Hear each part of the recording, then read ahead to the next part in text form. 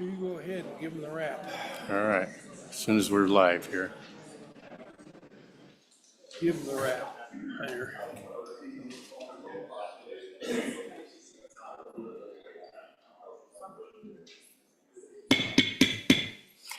Top of the morning, everyone. Welcome to hopefully our last interim Minerals Committee meeting. Appreciate all of those that are in attendance today. This could be some exciting last couple of days as we deal with everything that's on the agenda, which is a potpourri of topics. So appreciate all the committee members being here. Welcome. Appreciate their efforts as they prepared for this committee meeting. There's a lot of effort that goes on behind the scenes, and LSO, Brian and Heather have done a lot to get us prepared for this, and we're grateful for their dedication and service.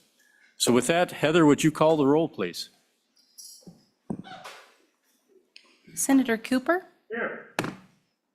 Senator Jones? Here. Senator Nethercott? Here. Senator Rothfuss? Here. Representative Campbell? Here.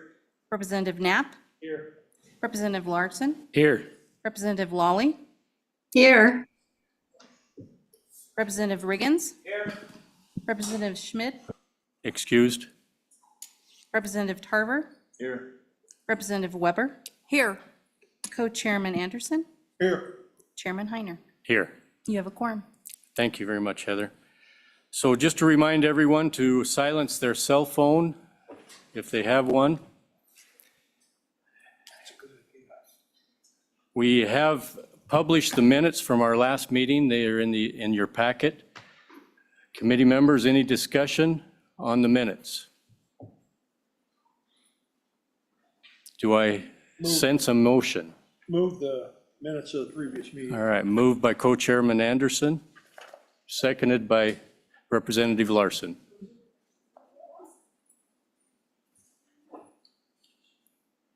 Any discussion? If seeing no discussion, all those in favor of approving the minutes from our last meeting, do so by saying aye. Aye. Any opposed? Thank you. All right, first on our agenda is the Wyoming Business Council. They're attending remotely because of some family events that are going on that are pretty important to the director. And so we'll just turn it over to Director and take it from here, Mr. Durrell. Thank you, Mr. Co-Chair, members of the committee. Thank you for having us today. And thank you again for your flexibility on allowing us to present virtually. We do have a presentation to share with you. And as we go through this presentation, as questions arise, if you wouldn't mind just letting us know, and we'll be happy to answer them when we can.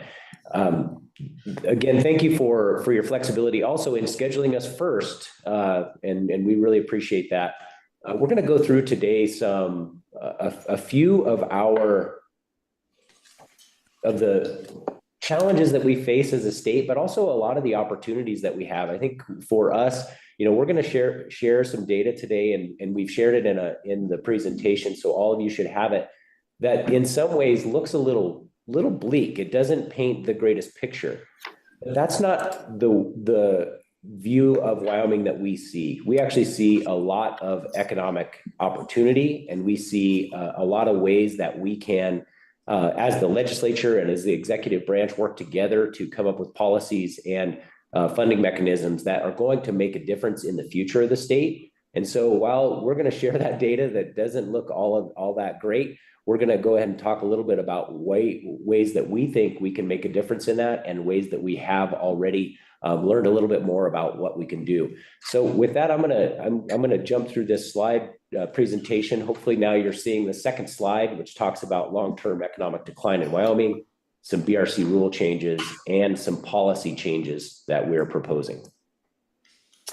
I want to call your attention to this graph. This is the GDP growth by state, and you can see we're the orange line, and our neighbors are the blue lines on this chart. Now, this chart only goes to 2020, and if we were to look at up through 2025 now, we would see a slight increase actually at the end.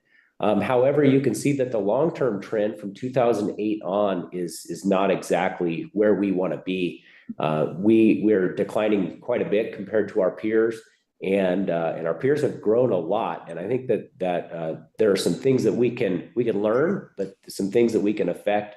But this is a challenge for us, and we want to take it head on. I think there's a lot of times where people will say, well, let's kind of gloss over it and talk about the good things that are going on. And that's just not our brand. We tend to take a look at the reality of the situation and say, how can we fix that? And so our mission is really to reverse that economic decline. And if we jump ahead a couple slides, you'll see, and these graphs, I apologize for the size of these on the screen, but you should have in your packets. You'll see that in terms of the employment numbers, Wyoming is down toward the bottom of that graph. And then you'll also notice the median wage, we're in red there on the graph on the right. And Wyoming is down at the bottom of that as well in terms of the growth of the median wage. That means our median wage has been shrinking in the period between 2012 and 2022. We think both of these things are really important for us to look at because they demonstrate the types of opportunities that are available to Wyomingites as well as the number of opportunities. And really that contributes pretty significantly to one of the bigger things that we track. And as we jump to the next slide, we start to look at the workforce. And you might think, well, workforce, that's in somebody else's agency, but really it's in ours. When the economy, when we talk about the economy, the workforce that's available is definitely what we would consider a binding constraint. So the availability of workforce in Wyoming is a challenge for our employers and for the businesses that are looking to thrive here. In fact, when you talk to them, what they say is that their biggest challenge in growth, they would be able to grow if the workforce were available. Now, that's probably not going to be that much different in any state in the nation. That is something that people say. But what we like to do is dig a little deeper and try to understand why, and also really listen to what does that growth mean to them. So I'm gonna bring your attention to these two graphs. On the left, you'll notice there's a difference between the labor force and the population in Wyoming. The upper line is the population of Wyoming, which has been growing a little bit. And then you can see the labor force. And the labor force is not actually growing at the same rate that the population is. In fact, that gap is widening quite a bit in the last 10 or 15 years. That's a trend that we continue to see. And I think it's really important for us to note that, yeah, our population is going up, but the only band in the demographics that is growing is 65 and older. Other bands are not growing or they're shrinking. And if you take a look at the graph on the right, what you'll see is the top blue line is Wyoming. And the black line in the middle is the national average. And this is what's called out-migration rate. And what this means is that people who are born in Wyoming, this is the percentage of them that leave for a given age bracket. And you can see that by the time someone's in their early 30s, it starts in their mid 20s, people are leaving at a rate that is greater than anyone else in the country. Now, there is a little bit of a tie for West Virginia for us. So if you're really needing kind of that extra boost and say, well, we're not the worst at everything, West Virginia is a little worse, that could maybe give you a little bit of satisfaction. But it doesn't give us that satisfaction because we're 2 times the rate of the national average for losing our youth. And now people have called that brain drain and things like that. And I've heard people say, well, we've been fighting brain drain our entire existence. And that's true. But what I would suggest to you is that we stop thinking of it as brain drain and start thinking of it as our kids. Because these aren't just brains that leave. These are families that quite frankly don't get to be together because there are opportunities here for them. And we could say that, well, people want to leave their hometowns and their home states and go adventure. And that's true. That's what the black line represents. That's the national average. but we're twice that. And I think we can do better. So when we look at the things that we feel are really important for reversing economic decline in Wyoming, we feel like there are two areas that we really need to focus on, and that is increasing jobs and job quality and increasing the numbers of workers and the participation rate. And so as we think about all of the things that we're involved in, you're going to think, well, why are you involved in childcare? And why are you involved in housing? Because both of those are contributing factors to workers and their participation rates. And then when you think about recruiting or expanding the businesses that are here in Wyoming, those are jobs and job quality. Now, we like to take a little deeper dive into that. And I'm not going to go through this whole slide, but it hammers home the idea that we're looking at things that are a little bit deeper than the surface level. And so when we think about stagnant job or wage growth or low workforce availability, we know that you could just say those and people will think, yeah, that sounds about right. But to us, we can't really understand the problem unless we go a couple more layers deep. And so this is a representation of us going deeper into the problem so that we can develop policy and investment mechanisms that are going to change those chicken and egg problems. Because when it comes right down to it, we don't have enough people to attract the jobs, and we don't have enough jobs to attract the people. And that chicken and egg problem is something that keeps us up at night, and it's something we work on. And it's not just something that we say and it sounds nice. It's actually something that we work on quite a bit over the course of our work. And you'll see that there are some changes that we're asking this committee to make that are going to help that as well. I apologize for the amateur graphics. This is something that I want you to think about, though, from an example or a way to think about the challenges that we face. A lot of times people will put those as like stacking up a pyramid or stacking up things. But what we found is that it's not actually stacking them. It's more like a barrel. And your barrel can only hold enough water as the lowest stave. And so instead of thinking of it as, well, we should put more parks in or more amenities in, but our water supply is bad, that's okay, because if we have more parks, people will come.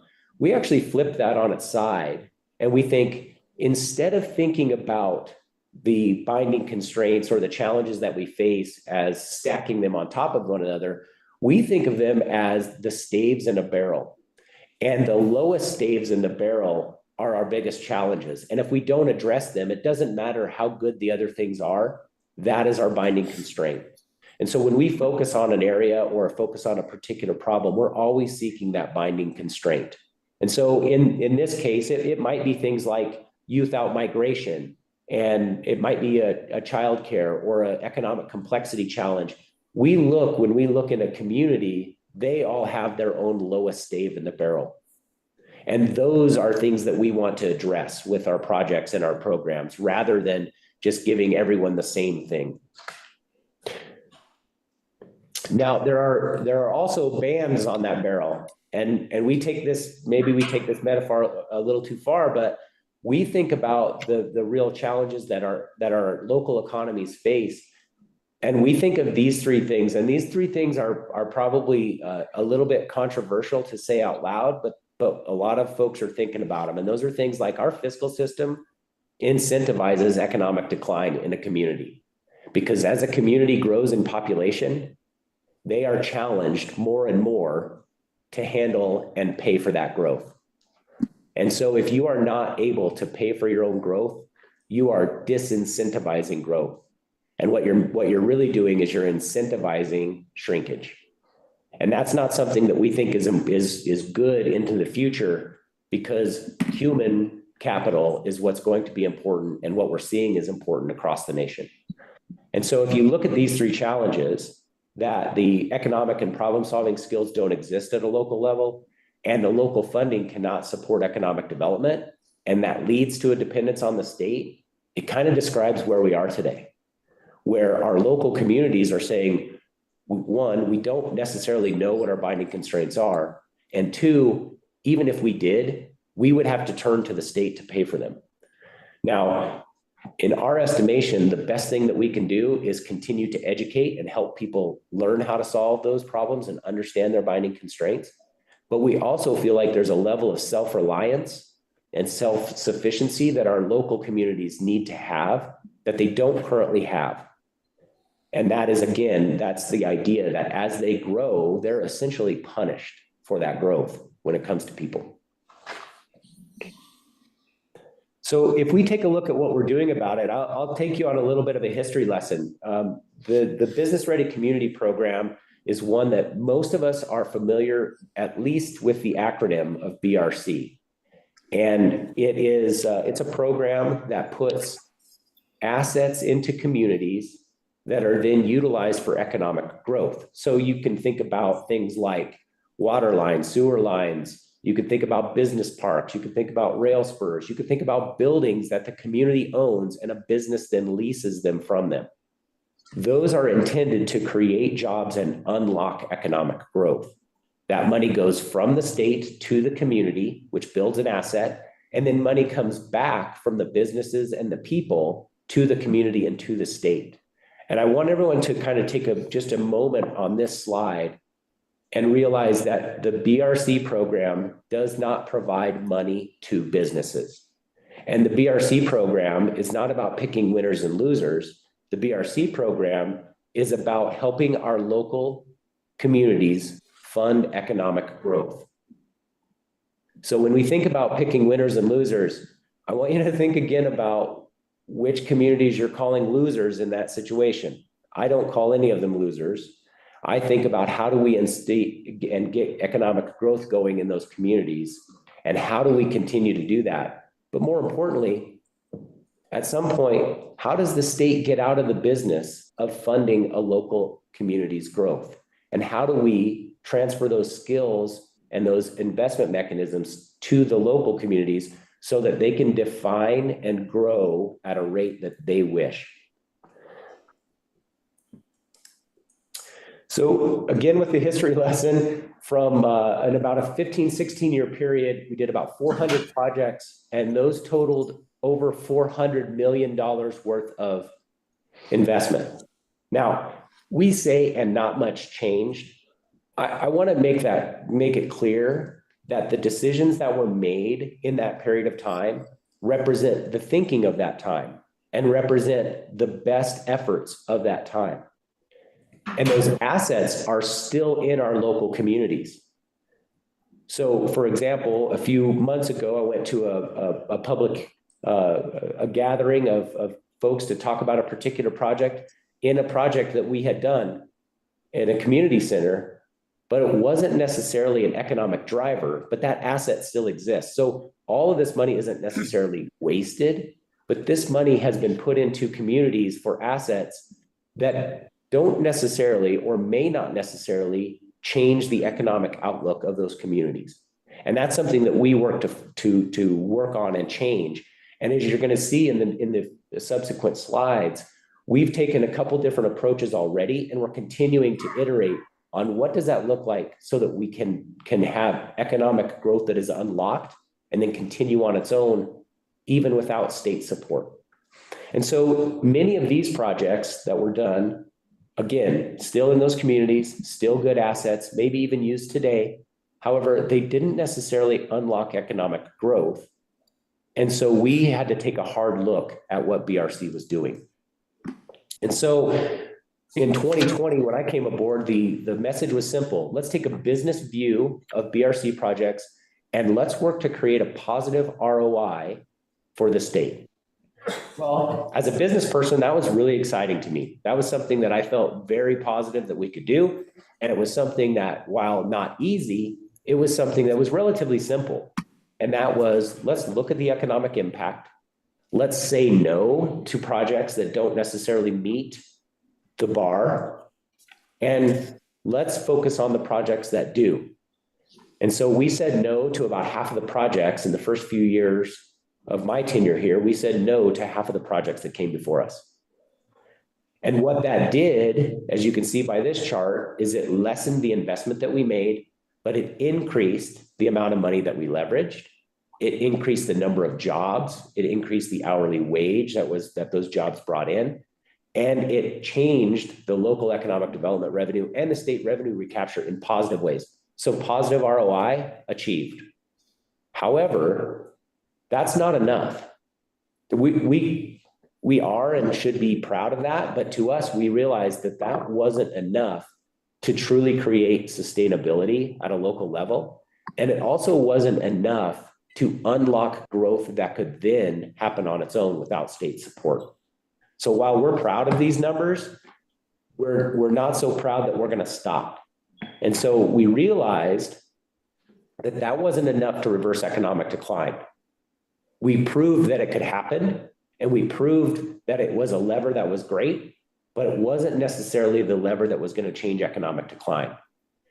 And what we realized is that at the local level, the capacity is still not there in terms of the amount that they can invest, or maybe even the know-how to truly unlock growth. And so we said, well, is there a way that we can use BRC not as a money tool, as much as a lever that could unlock that growth? And so we started to, again, look at mechanisms to increase that local capacity. So how do we put money into a community that will then start that flywheel, and it will allow the community to have revenue that they can then use for economic development? And that's a concept that the legislature actually put into statute many years ago called revenue recapture. How do we bring money back into the community and then back into the state? What we're realizing is that it's not enough still. So this is an example of a $20 million project, $15 million grant and $5 million loan with Austin Engineering in Mills. And this particular project will bring in, it'll leverage another $10 million of funds. It'll create 161 jobs that result in $12 million in wages. It'll put 5.3 million back into the community and 7.8 million back to the state.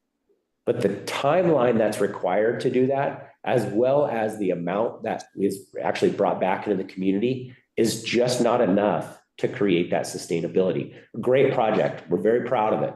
It's an opportunity for us to continue to grow and to get better, but it's not the silver bullet.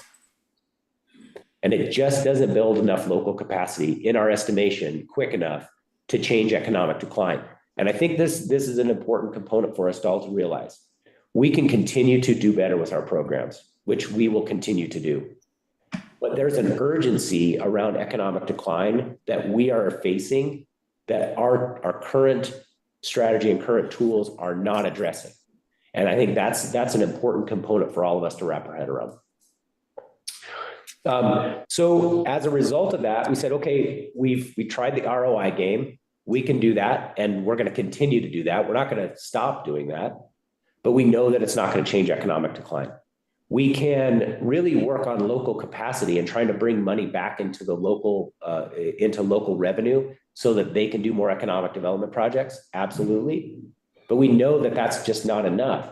And so we said, how can we change the BRC rules to better reflect the direction that we want to go and to build that local capacity and local self-reliance that I know all of us want?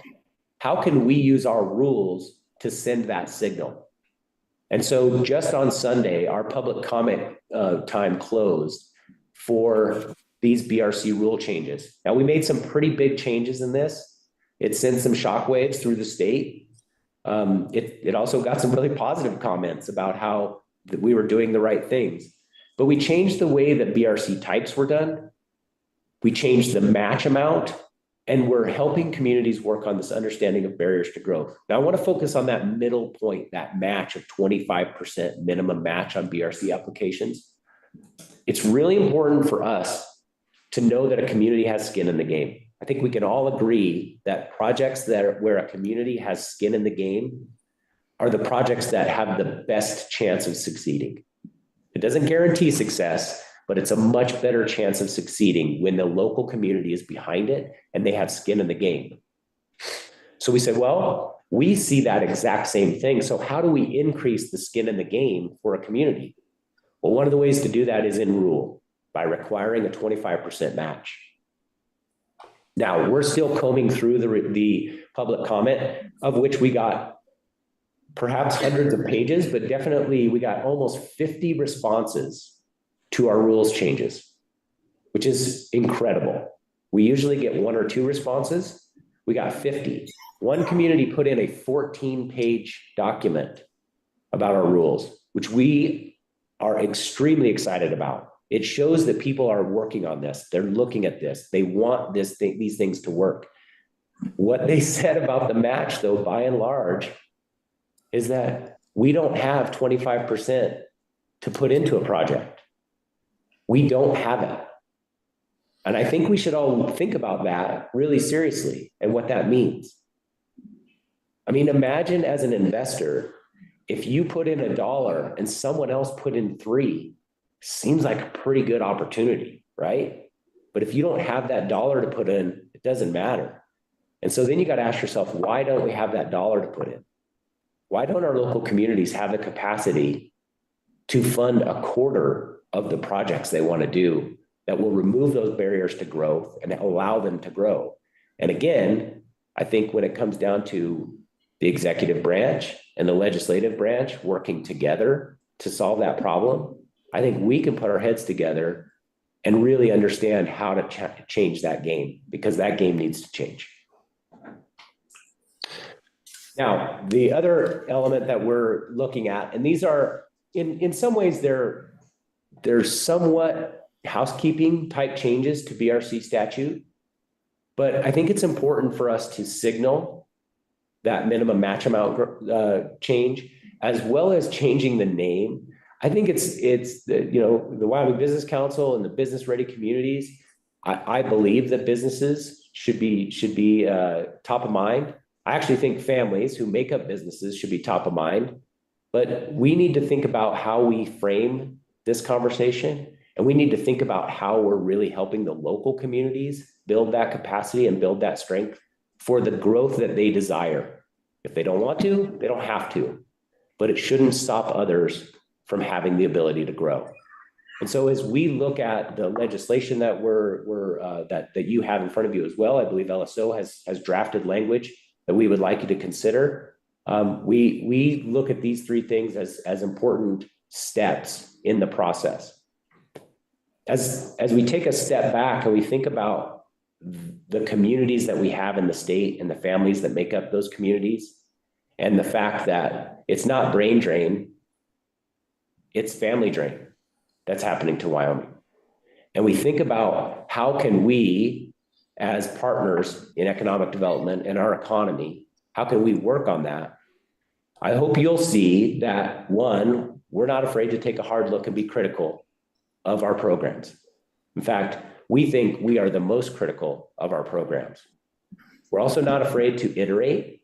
So you'll notice we thought about ROI, we thought about local capacity, we made changes all along, not popular changes. There are a lot of folks who are not very happy about how we've changed over the last few years, but we have continued to iterate and try to figure out what's going on. And I think what we're saying here is that there are some really big opportunities for us in Wyoming to make some fundamental changes that are going to align the opportunities that we have in Wyoming with what our families want to take advantage of. And so with that, we'll stand for questions and hopefully engage in some great dialogue with a number of folks on the panel or on the committee. Thank you. Thank you, Director Durrell. Appreciate the comments and the slideshow and the background. Committee, any questions for the director? Over here. Okay. Representative Campbell, please. Thank you, Mr. Chairman. Thank you, Director. Director, I appreciate your time very much. I have a little bit of a question on this. When you're talking about going in and impacting local communities and communities growing, I'm actually looking at future grant proposal that's in front of us with much of what we're relating with here today. So my question to you is, when you look at these projects, what kind of vetting goes into planning with these. Like when I was a district manager, I was expected to give a 5-year, 3-year, 1-year, 6-month projection of where we were going to be. And I based all of that off of the infrastructure, resources available, workforce, very much in line with what you're talking about. So I'm going to kind of be specific. We have a project coming up here soon with you guys for $25 million. And I'm wondering, how do you vet if that project fits into the community or not? And I'm going to be very specific. The project that we're looking at is $25 million for nuclear technologies. Do you know how many nuclear certified fabrication facilities are in that area? Director?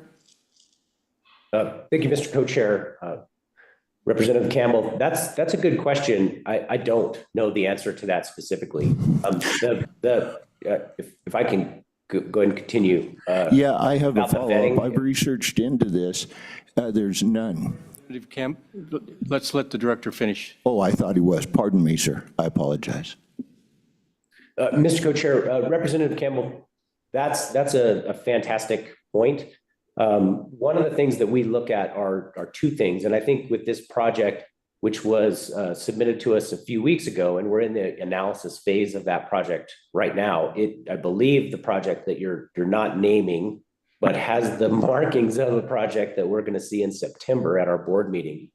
That project in particular is really composed of two phases. So one is the infrastructure to unlock that piece of land and that area within that county, which would be a benefit to any business that came there, regardless of this particular business. So there are other businesses that can utilize and be that can benefit from the unlocking of that area.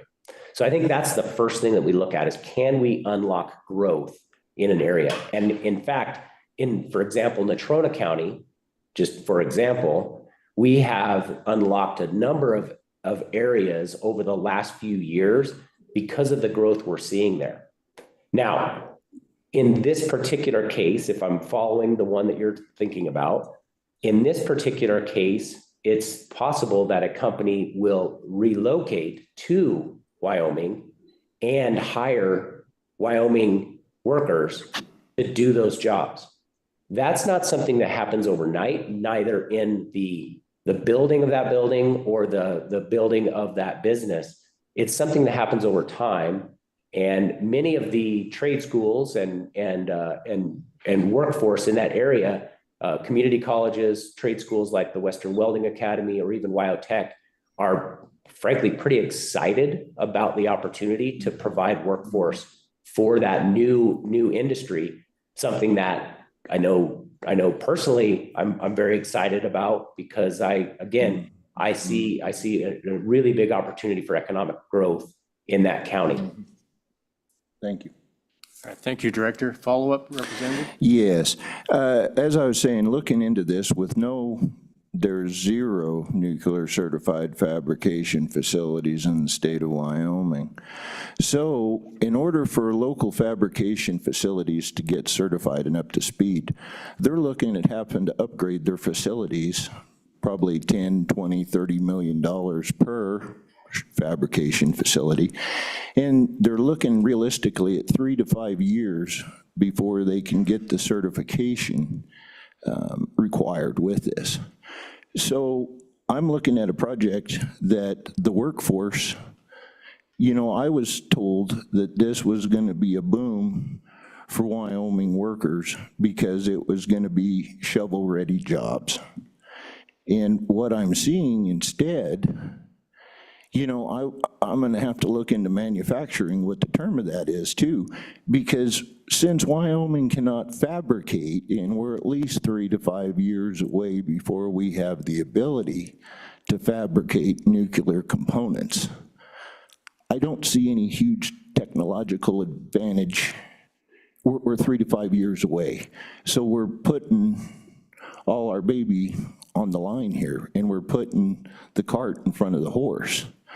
have you guys considered the cost of bringing Wyoming's fabrication up to speed? And as you said, I'm glad about the workforce, but I'm talking federal certifications to become nuclear certified. We're looking 3 to 5 years. So I just don't understand. Can you kind of walk me through the timeline on that, please? Director Durrell? Yeah, thank you, Mr. Co-Chair. Representative Campbell, I love that you're digging into this so deeply. I think that's an important component. First off, I think more than anything, I would invite you to come to our board meeting on September 10th. It's in Sheridan, and you could attend virtually if needed. But what we would like to do is have those questions. I'll go ahead and answer them at a really high level because I'm not the company that does that. But I do believe it's possible that later today you might possibly talk to a few of those folks. Those questions, depending on whether they're germane to the conversation, you can ask them, but you'll definitely have an opportunity to ask those at the board meeting. However, I would like to take a quick deep dive and talk at a high level on how these projects come together, because I think your questions are fantastic. First, in our minds, this project has what we call a stage gate. The first portion of this project is going to be publicly owned infrastructure that will be used to unlock that land regardless of the business. So that part is going to happen, and then we'll determine whether the next part would happen based on the progress of the business, based on the progress of the project, and we will have an opportunity to sort of like exit or an escape hatch, if you will, on that particular project.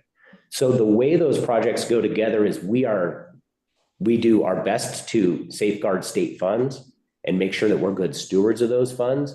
So those funds do not get expended until the project is working the project is happening, and those essentially receipts are received and then we reimburse. The other thing to remember is that, again, you have people probably in the audience right now who have a better feel for this. I think it's important to think about the nuclear certifications that a fabrication shop might have to have. But I also think it's important to note that there are many, many jobs that do not require that particular certification. And there are many, many components of these reactors that don't necessarily need that as well. And so I think it's important to just remember that there are a lot of factors that go into this, and that N stamp, while important and critical, is not the only thing that Wyoming businesses or Wyoming workers need to consider. And again, I think those are great questions. I would invite anyone in the audience as well as on the committee to our board meeting on September 10th to discuss this. Again, Representative Campbell, I'm just thankful that you're asking these really hard questions and that you're really digging into these, because this is how we're going to get the best project. And finally, one of the things that is really difficult about economic development. Before you go in, finally, sir, I have one last follow-up to that, please. Sure. Let's let him finish. Oh, okay. But thank you, Mr. Go ahead, Co-Chair. Director. The only thing I would say is that one of the challenges that we have with economic development is that it is a little bit more speculative, and it can be a little harder for us to sort of see the future. And so we're going to be involved in projects that maybe 10 years down the line are going to look like they were the smartest thing ever, but that takes a little bit of risk up front. And one of the things I will tell you is that we always balance that risk with safeguarding and being good stewards of state funds in the model that we put in terms of reimbursing funds, as well as the agreements that we put in place to make sure that each step of the process is handled correctly. All right, one more follow-up, and then we'll go to Representative Lawley. Yeah, and that I apologize. Thank you, Mr. Chairman, and I apologize to you all. Sometimes my mind gets going faster than it should. What you just said leads up to my final question, is risk analysis. When you guys look at these decisions, I'm going to give you, for example, the University of Wyoming recently released a white paper in regard to the possibility of the industry of nuclear waste in the waste stream. And out of that, and I'm paraphrasing, and I don't have it in front of me, but they roughly summarized that the state of Wyoming would make about $320 million a year off of this industry. And I'm going to throw out a contrast. Natrona County all by itself, just Natrona County in just tourism, accounted for $350 million last year. So I'm wondering if you guys do a risk analysis on how one industry is going to affect another industry, and if you guys do an economic assessment, how the two industries are going to interact amongst each other. And I thank you for everything, and I thank you for your time today. Thank you, Mr. Chair. Director Durrell. Mr. Co-Chair, Representative Campbell, thank you for that. We don't right now necessarily take a look at that. There are elements that we do look at each project. I think that would be a fantastic way for us to sit down and take a look together at those things. I think that's a great comment and a great idea that we would be happy to explore. So thank you for those ideas, and thanks for your brain getting ahead of you a little bit. I think that's not a problem at all. Thank you. All right. Representative Lawley, I see you. Good morning, Mr. Co-Chair. Thank you so much. Director, or I guess I'll just say Mr. Durrell, I think you're CEO, but thank you so much for being here. And I did appreciate your presentation and particularly talking about the complexities, the chicken versus egg, which will always exist, but uniquely affects us right now in Wyoming. And just to get the understanding that there's no perfect environment that will already exist to do and respond to the opportunities that are before us. So I appreciate that, because we're really there and wrestling in this committee with some of those very realities. But I wanted to get back to what you raised about the 25% change and all the comments you got. That made me smile a little bit, because I live in a small rural community, and I don't know how many of those comments came from there. But I will say the smaller rural communities are uniquely challenged in this area. And there's honestly a feeling among the smaller rural communities that the Wyoming Business Council isn't built for them. And I don't think that's entirely correct, but I see why that they feel that way, because they're different and the dynamics are different. And you know that better than I do. But I guess my question was, have you guys ever considered having kind of a different track, so to speak, and so with some different requirements and different opportunities for smaller rural communities and some of the unique challenges that they face? So I just would like you to discuss that a little bit. Director Durrell. Thank you, Mr. Co-Chair, and Representative Lawley, thank you. This is going to be a tough one for me. I might get up on a soapbox a little bit about rural communities, because just to address your first question about the types of comments we got those comments from our largest cities and our smallest cities about that 25% match. And I want to say that while it is 100% true that rural, very small communities face a unique challenge, it turns out that almost every one of our communities is facing a similar challenge of resources versus the idea of growing. It's a challenge for us. In fact, we're not alone in the United States. And so rural communities all over the United States are facing this, frankly, it's an existential challenge. And it is because more and more people are going to places where the jobs are, and those jobs are predominantly in cities. It is a big challenge for the nation, but especially in Wyoming. And especially in Wyoming, where we have a very low density of population, we feel it much more acutely. And so the second part of your question is, have we considered different tracks, or are we looking at rural communities a little bit differently? Yes and no. One thing I want us to all remember is that when it comes right down to it, whether you're in a small community or whether you're in one of our larger communities, you face the exact same challenge. And that challenge is that if you grow in the number of people in your community, you can't pay for that growth on your own. That doesn't matter if you're in Cheyenne or if you're in Beaufort. It's the same. And so we look at that particular problem and we say, there's no difference. But we have, and we will continue to look carefully at rural communities. In fact, over the last few weeks and the last few years, we have been digging into the specific challenges that rural communities face.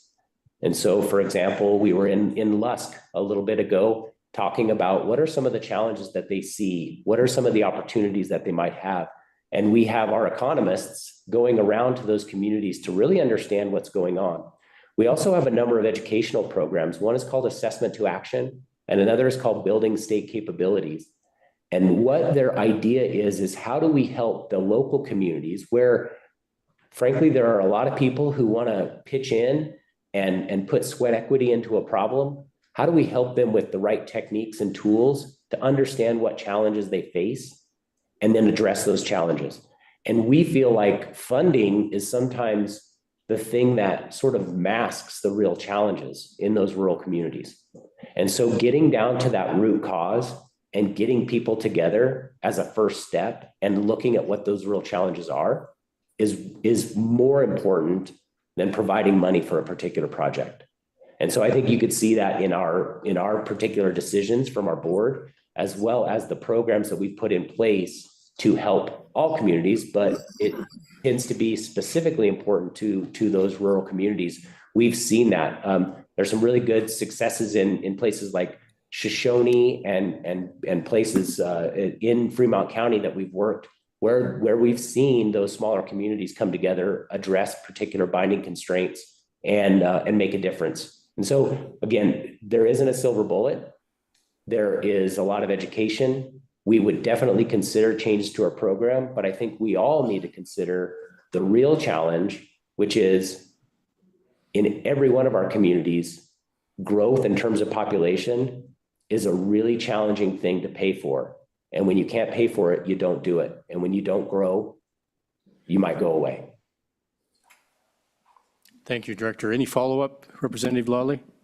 I would just comment back. It's just, I appreciate what you said very much. And I just want to urge you to keep that the needs of the local communities that are rural in nature in mind. And I do think you're correct that in many ways they need human help. They need thinking through and understanding where they are. And you may not have gotten many comments from local rural communities because they don't have personnel to respond. They don't have the same abilities to interact with the system. And I think that's often misunderstood. And so I really appreciate the things you're doing to kind of maybe come alongside them a little bit and help them in that way, that it's not necessarily money, at least not at the current time, but the lack of capacity and personnel and ability to even interact with these grant programs and things is really different in the smaller local communities. And so some of the needs are the same, but this is a gap. And I think you know it, and I think you are trying to respond. So I just say continue, more of that would be really helpful to try to make these communities also just know that they're not left behind. So I thank you so much for what you are doing. Okay. So didn't see any question there, so we'll move along. Representative Riggins. And then we'll come over here to Representative Knapp. Thank you, Mr. Co-Chairman. Thank you, Director Durrell. In your section, your new language that you've included in this bill, two questions. Number one, it says, previously, did you require matches for every application that you would look at, even if it was a small amount or a larger amount? Is this a reflection of an average, or is this how much you would usually ask for, or is this an increase? Could you give me explanation on that, please? Thank you. Director Durrell? Mr. Co-Chair and Representative Riggins, thanks for that. That is an increase overall. In some of our programs or some of the elements of the BRC program, there were matches that were required, and this represents a blanket match, and it represents an increase in that match. Follow-up, Thank Representative? you, Mr. Co-Chair. Thank you, Director Durrell. So do these matches, are they all cash? Are you talking a cash match, or are there some combinations of in-kind services or some other combination of monetary value that you could use? Director? Thank you, Mr. Co-Chair and Representative Riggins. These are cash matches. Now, there are elements that we will consider for in-kind, but this is a cash match. All right. Representative Knapp, please. Chairman Knapp.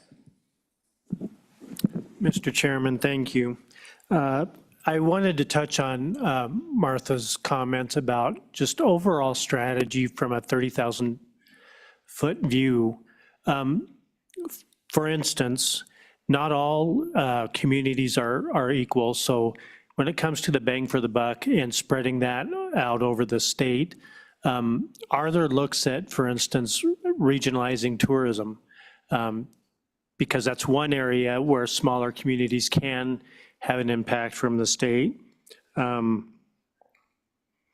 I know that looking at individual businesses has kind of been lately the look.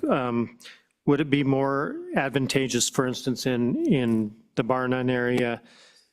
I know in Campbell County, we had several businesses in an industrial park that were helped by these types of grants, but it took 20 to 30 businesses to come and say, this is what we need for this area, rather than concentrating on one individual business and hoping that that somehow unlocks an area. Can you just comment on the look overall at the state and the regionalizing of dollars? Director Durrell? Thank you, Mr. Co-Chair and Chairman Knapp. This is a fantastic. There are a lot of different ways to go with this. I'll cover the regionalization. You know, when we rolled out our comprehensive economic development strategy, or CEDS, over the last few months, one of the things that we definitely feel is important is that regionalization. We do have regional directors in 6 areas of the state, so they look at that. It's actually something that's happening at my board, is discussions around, if you're coming to the business council with a project, you had better bring your regional partners in with you. So I believe that that's an area that we can and we will continue to go in, is that regionalization, because you're right, the resources for a region are much stronger than in one particular case or one particular town. When it comes to let's take Natrona County. I think it's a really good topic for us. We don't feel like we should spread resources around like peanut butter across the state. We don't feel like that's a strategy that works. And I say that not saying that we don't have programs and opportunities for people, but we're not going to, say, well, you got your bite at the apple, you have to go away. In fact, we see it the opposite. We see it as if there is economic activity going in a county like Natrona, for example, let's keep it going and let's push it, because we know that as you build those city centers and get more agglomeration or connection with people, what happens is that the communities surrounding it benefit.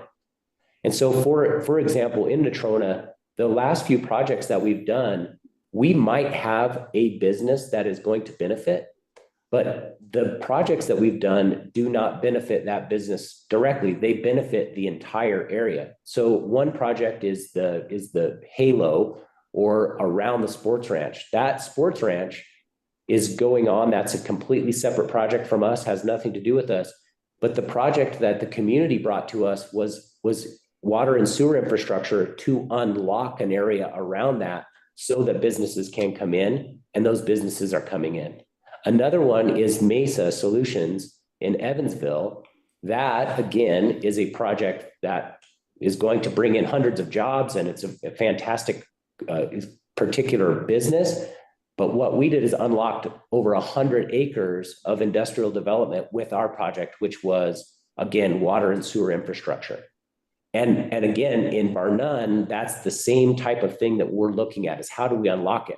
Now, a lot of times a business catalyzes that event, but is not necessarily the only recipient. And again, we're trying to unlock that growth. So I'm glad you use that term. And again, up in Campbell County, we have had some projects like the Pronghorn Industrial project, where our job is to unlock it. And I think that in both of those cases, the community understands their role in filling that. And you have that real combination of the state support, but the community effort and work put in place there. And I think those are some really good examples of what we're trying to continue to do, rather than the one-off projects. And I think you can see our evolution happening in that unlocking growth, and really kind of the role of government, of those public goods, not necessarily just for one business, but for the community at large. All right, thank you, Director. Co-Chair Anderson. Thank you, Mr. Chairman.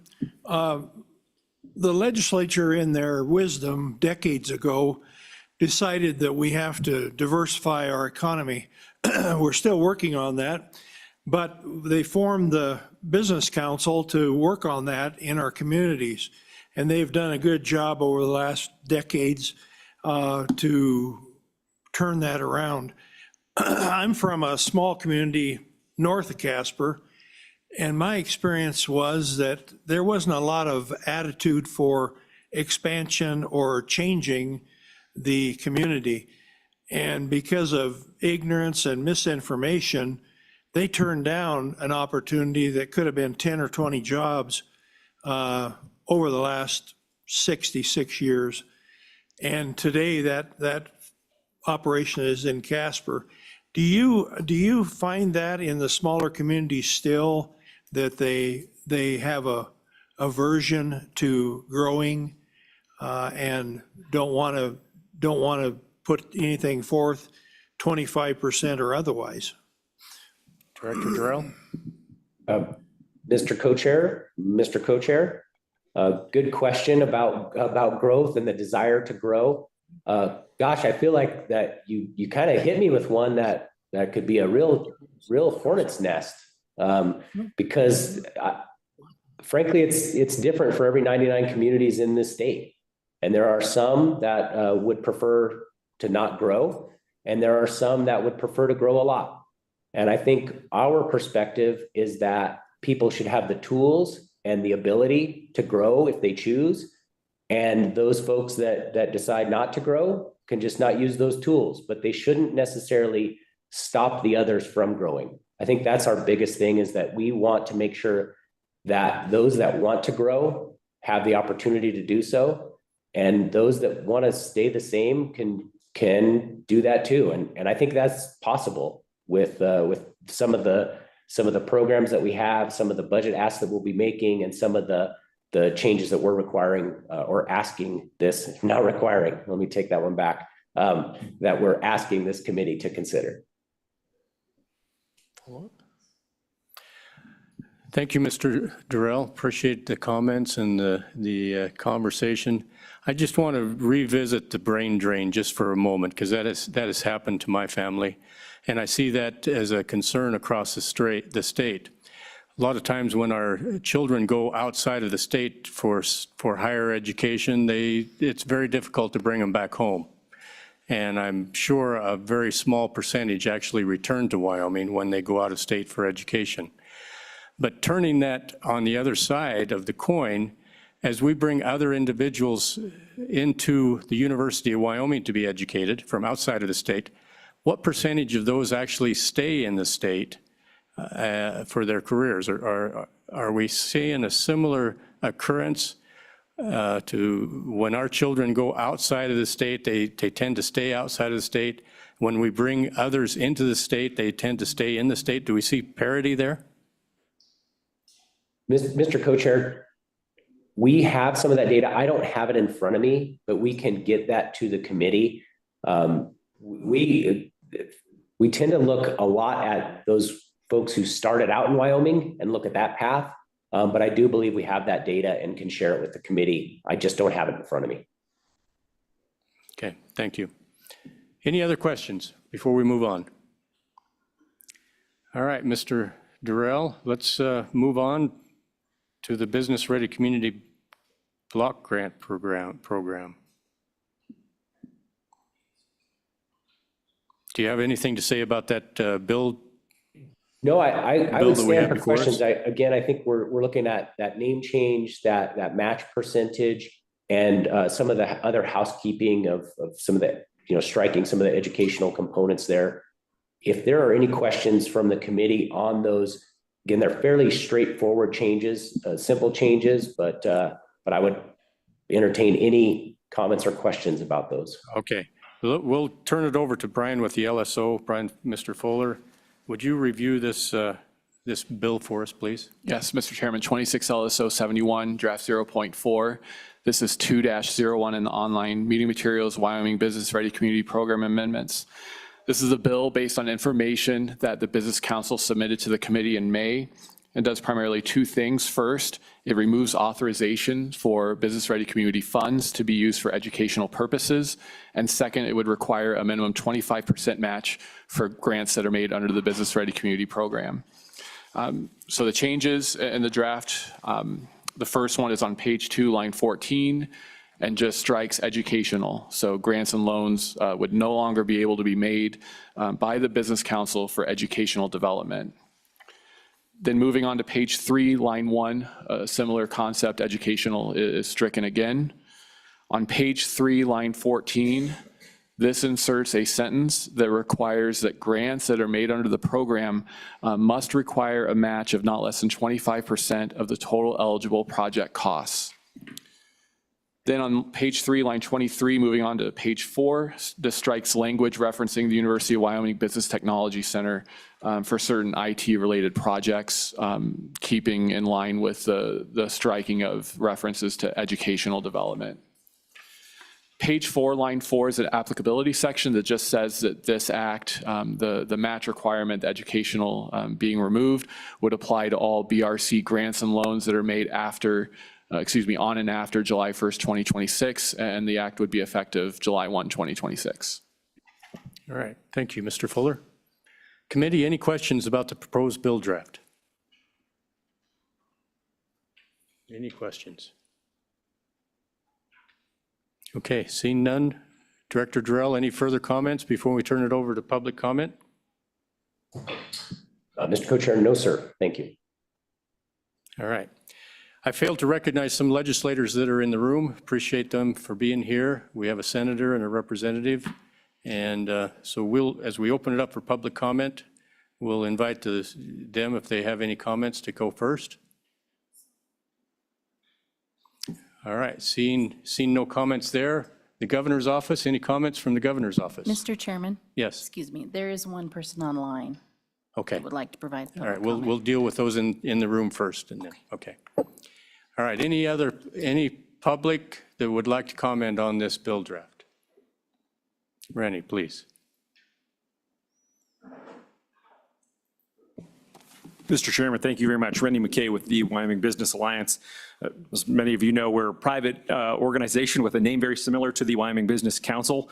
We are made up of members that are businesses from across the state, from every industry and every corner of the state. And just want to offer a couple of quick comments because it was the Wyoming Business Alliance that happened to be the leading advocate for the creation of the Business Council when it was created in the 90s. So a little history on how that happened. But since 1980, the Business Alliance has been focused on advocating to try to create the best environment for businesses to prosper in the state. In the 80s, a big focus was on the creation of the Kern River natural gas pipeline to take gas from Wyoming producers to the West Coast. The goal of that was diversify the customer base for natural gas, grow that industry, and that should benefit the entire economy. At around that same time, the leaders that guide the alliance realized there was another very significant problem. the state of Wyoming was in a very tough place. The population here was actually shrinking, and it just shrunk over 10% in just a few years. We lost 50,000 people in that time frame. Many of you probably remember that. So those business leaders were looking around to try to figure out what were other states doing in that moment to deal with this issue, because they realized that if we didn't grow, we'd perish as the business community. And so brought in a national expert, and a gentleman named Howard Benson, who's one of the leaders in economic development, came in, and he said to the Business Alliance, I'm not sure if Wyoming is hungry enough for economic development. And the business leaders, again, responded. They put private dollars into this to further study this issue. They came up with a solution that was the idea of a council of business leaders that would advise policymakers. That was largely the governor and this committee right here. And so that council of business leaders that would be trying to advise on economic development and growth was something that the Alliance then started to advocate for. Fast forward to today, great that it exists. I'm not here saying, let's save the Business Council, but what I am wanting to get across is that the business leaders that direct my work and my advocacy are still hungry and still want to continue to push to make sure that we find the best ways to have Wyoming be the best place for businesses. This is an amazing opportunity, I think, that we face right now, where a lot of businesses around the globe are looking to come back to America and could be looking at Wyoming to set up shop. And so let's keep going. I really want to applaud you for taking this conversation on today. Maybe some small changes, but I also want to applaud the council, those business folks who sit on that council, and then the staff for taking a very critical look at themselves to see what they're doing and if it's working. And let's just continue to have that conversation about what is working and how we do better to make sure that this is a great place for businesses to locate and to grow. So, Mr. Chairman, with that, thank you very much. And again, yeah, glad we were involved in this conversation way back then, and I'm glad to be at the helm right now. And we continue to try to bring ideas forward to work with all of you. Thank you, Mr. McKay. Any questions for Wyoming Business Alliance? Seeing none, thank you. Any other public comment in the room? Seeing none online, we have one. Good morning, Mr. Chairman. Thank you very much for this opportunity and members of the committee. Thank you for the opportunity to speak today. And we've already submitted some of our formal comments in writing. Would you introduce yourself, please, for the group, please? Just getting there. So my name is Matt Murdoch. I am the mayor of Pinedale and also the president of the Wyoming Association of Municipalities. Wow, Wyoming Association of Municipalities. Sorry, I always say WHAM. And we do agree with Mr. Durrell's comparison to short staves on a barrel harming our communities. And I appreciate the stated intent to build up local capacity and unlock growth. There are certainly binding constraints within our local communities.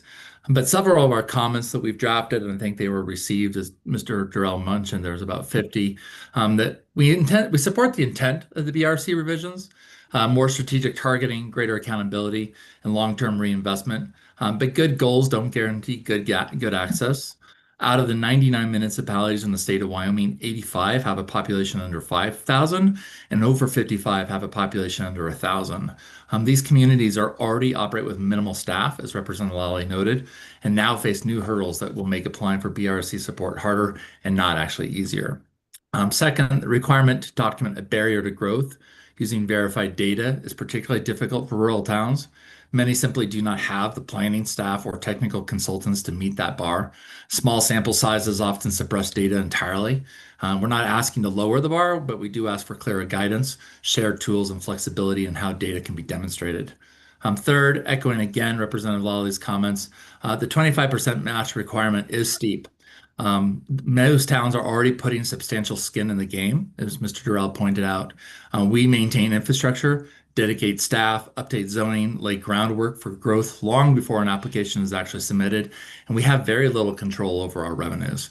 So this deserves recognition, and we would ask for some sort of scaled match expectations similar to what the federal government already provides for rural communities. Fourth, several towns are concerned about the new lien requirement on revenue generating projects. Transferring lien filing from the Wyoming Business Council staff to the applicant may seem minor, but for towns without any legal counsel, it introduces risk, cost, and delay. This point has not been addressed and I think deserves a little bit further discussion. And finally, I'll close with this, that the Business Ready Communities program has helped build Wyoming, we know, and its greatest value is not just rewarding shovel-ready cities, but it's also helping prepare towns to grow, even those without a full-time grant writer. So we want self-reliance, and we therefore must kind of widen and not necessarily narrow the path to participation. Stand for questions if there is any. Otherwise, thank you very much for the opportunity to speak. Thank you, Mayor. Any questions for Mayor Murdoch? Any questions?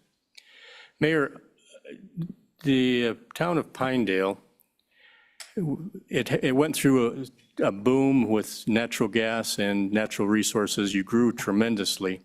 But as that started to ebb and flow and we lost some of that employment, you transitioned to tourism and filled the gap. So can you give us any idea how towns can be as nimble as Pinedale has been for the diversity and the change of economic growth? How did you do that? How did you transition like that? Thank you, Mr. Co-Chair. I serve an amazing community with really smart people. We have been able to pivot. We live in a very beautiful region, so that has helped our tourism industry. As you know, town of Pinedale actually has its own separate lodging tax before the statewide tax was promoted. So we actually got ahead of that and started gaining some tax and promoting ourselves with our own website, trademarking our town. So we got ahead of that. So even though we do see the ebb and flow of the mineral industry, thankfully it doesn't massively impact our budget at this point in time. It's always helpful. Will note that in one of my comments that sometimes it's difficult for the business council is in different projects, like we have to provide the median wage within a region. Our median wage in Sublette County is $25 an hour. The town of Pinedale cannot collect a median wage number. I've gone through and we think it's about 12 to 13. But when the grants and other things target like a county median wage, which is based on an oil and gas salary, it's very difficult. So we've actually had several projects, and the Business Council knows this because I've come to them multiple times, that just haven't made it past because we don't qualify on some of those elements. But, we also have a very business-friendly, I would say we have a very business-friendly community, a very business-friendly council, and we work really hard to amend planning and zoning and work with owners and work with businessmen who are trying to get things done. So, like I said, I have a great community. Thank you, Mayor. I've seen the growth and I've seen how well you've done up there over the past number of decades. So Thank you. Congratulations. Any other comments, questions? Seeing none, thank you, Mayor, for being in attendance here. Any other public comments? Seeing none, we'll close public comments. Committee, what's your pleasure?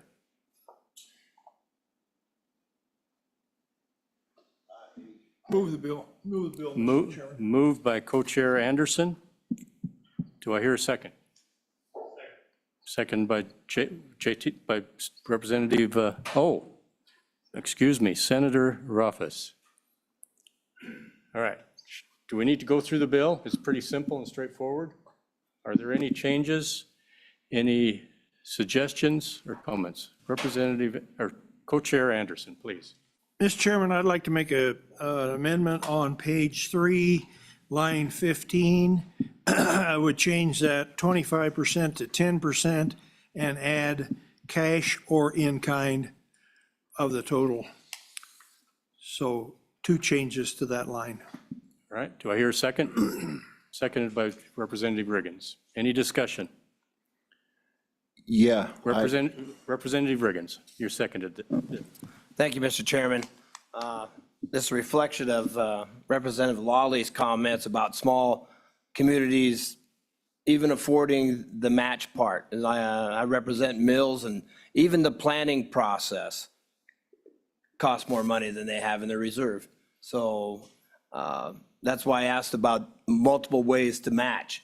just beyond a cash match. So I would support the amendment to change that. Now, I would have liked to have a little bit better fiscal, maybe better numbers to look at how that change would be reflected in a series of applications that the Business Council already had to let us know how much that would have cost a year ago, these communities and making these things, what the expense would be. So I support the amendment. All right, thank you, Representative Campbell.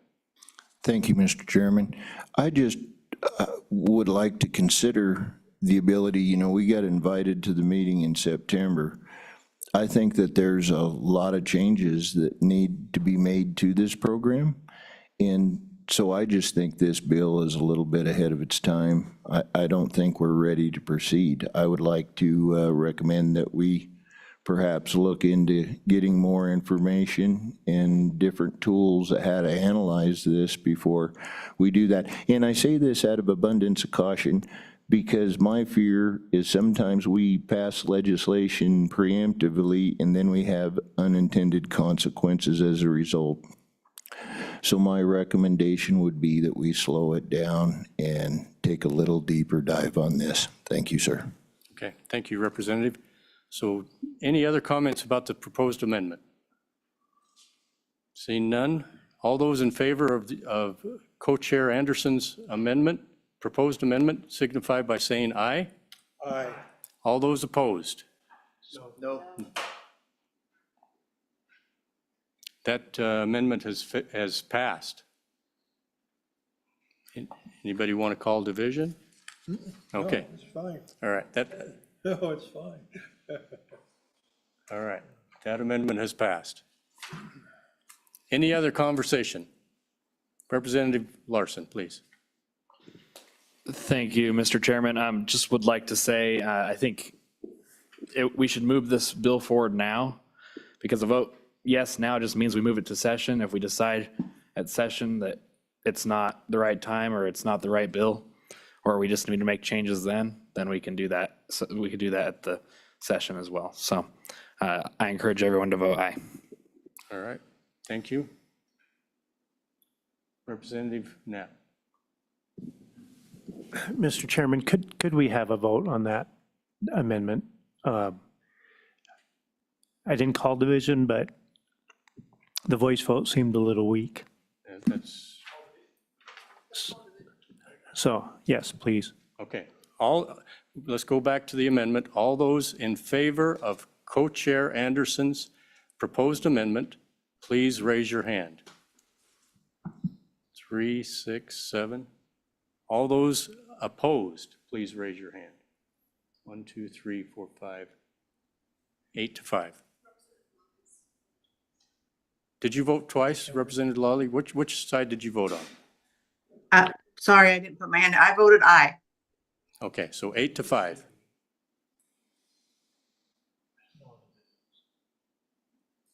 Okay, any other discussion? Mr. Chairman, just a clarification on amendments, the House rules or the rules that we have adopted do not apply on amendments. Okay, That's only for to support the committee bill. thank you, Mr. Chairman. Okay, any other conversation? All right, let's vote on the bill. This is going to be by chamber, whether we will support this as a committee bill. Is that correct? Yeah, Mr. Chairman, to sponsor it for this committee, based on the rules adopted in May, to sponsor legislation requires a majority vote of each House's members then present. Okay, thank you. So we will start with the upper chamber first. All those senators in favor of sponsoring this bill? My apologies, Mr. Chairman. This would be a roll call vote, just like we do for any other roll call vote, and then we'll keep the tally and announce accordingly. Okay, I apologize. I'm out of my lane. Apologize. So Heather, would you please call the roll? Senator Cooper? Aye. Senator Jones? Aye. Senator Nethercott? Aye. Senator Rothfuss? Aye. Representative Campbell? No. Representative Knapp? No. Representative Larson? Aye. Representative Lawley? Aye. Representative Riggins? Aye. Representative Schmidt excused. Excused. Representative Tarver. No. Representative Weber. No. Co-Chairman Anderson. Aye. Chairman Heiner. No. And Mr. Chairman, that vote fails by a vote of the House. Thank you. Thank you, Mr. Fuller. Okay.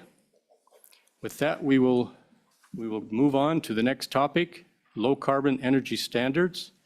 Mr. Fuller, would you like to, you care to review that bill proposed draft? Yep, Mr. Chairman, 26 LSO 72 draft 0.4. This is 3-01 in the online meeting materials. This is a bill the committee requested in May after discussion, and this bill, generally based on 2025 House Bill 209, would repeal the low carbon energy generation requirements that were established in the 2020 budget session in 2020 House Bill 200. So on page 2, lines 1 and 2, this is an amendment to 37-1-101A intro, and is just a conforming amendment to strike a reference to that chapter that is being repealed in this bill draft. Then page 2, lines 9 and 14, and page 2, lines 16 and 18, amend definitions that referred to two provisions of statute in the low carbon standards that are being repealed. It just takes the text of those definitions that were in 37-18-101 and moves them to this section concerning the review of planned closures for generation facilities. Then page 2, lines 20 and 21, this repeals a conflicting provision in the general definitions that referred to this chapter of statute, and then repeals both 37-18-101 and 37-18-102, which are the standards.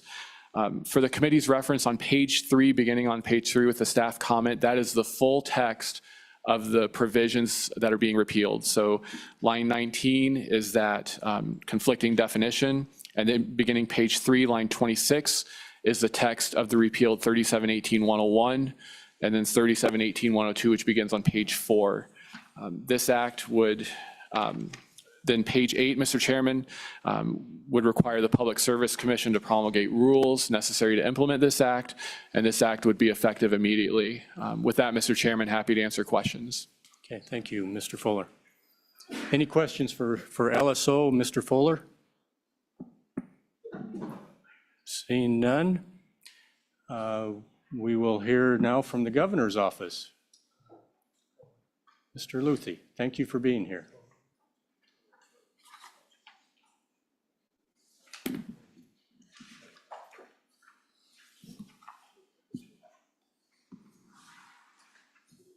morning, Mr. Chairman. Co-chairman, members of the committee. Would you turn on your mic, please, Mr. Luthi? Is that what you really want? Careful what I ask for, right? That's right. Let me start again. Mr. Chairman, Mr. Co-Chairman, members of the committee. My name is Randall Luthi. I'm the governor's policy director. Thank you for the invitation to meet with you and talk about this bill. This isn't the first time we've talked about it, and I think we all recognize that. And the good news is because we've talked about it quite a bit, most of my slide presentation is going to be background only and will just be referenced. I think it's so important that we continue this dialogue. The dialogue of the use of coal, the use of CO2 and HB 200. And it's a dialogue I'm not sure that we have had as a committee and with me or the governor's office. We've had, I've often come here and talked a lot, but I'm not sure that we've actually had a real dialogue. It's an issue involving economics, federal regulations, and consumer preferences. In fact, over the past 8 years, you have seen 100 turns at the federal level. So I thought maybe to start with, as members of the committee, if I've counted right, only 9 of you were not here when HB 200 was passed. And I think if you have in your handout just an article that I found on Utility Dive, which talked a little bit about what was going on in 2019. And I give that to you just for your reference, so it'll set the standard of what you, the legislature, the state of Wyoming, was looking at. Just a couple of quotes out of there. He and other talked about Rocky Mountain Power is actually Pacific Core plans to add nearly 7,000 megawatts of renewable energy and storage capacity by 2025, as well as shut down 20 of its 24 coal units by 2038. Some of the county commissioners said that what we should be doing is arguing to Rocky Mountain Power that they should consider carbon capture utilization and storage as an alternative to retiring those plants. That was referenced by some from county commissioners, as well as companies working in central Wyoming that thought they would be able to together a carbon capture utility storage or a carbon capture utilization for enhanced oil recovery. But that was the atmosphere we were in 2019. And HB 200 was a part of Wyoming's plan. And I want to emphasize that. It was part of Wyoming's plan, not the governor's plan, not just the legislature's plan, but it was part of Wyoming's plan to help keep the coal market viable. In particular, and I'll just summarize what you and the legislature have done over the years. As we looked at the problems, or not the problems, but the problem facing Wyoming of how to keep thermal coal viable, several things were offered by the legislature. One was starting to manage CO2 differently than we had. Regardless of your opinion of CO2, CO2 has been regulated for several years now. But CO2 is also a product that can be very useful, a product that can be used in Wyoming for several reasons. One of the things the legislature did was allow the surface owners to own the pore space. That opened the door to a whole new industry for many farmers, ranchers, landowners, pipeline companies in Wyoming. The ITC was created. For those of you that are relatively new, I hope you take the opportunity to go to Gillette and see the ITC. You can see the different technologies that are being looked at for carbon capture. And this is technology that's actually being used on existing coal-fired power plant.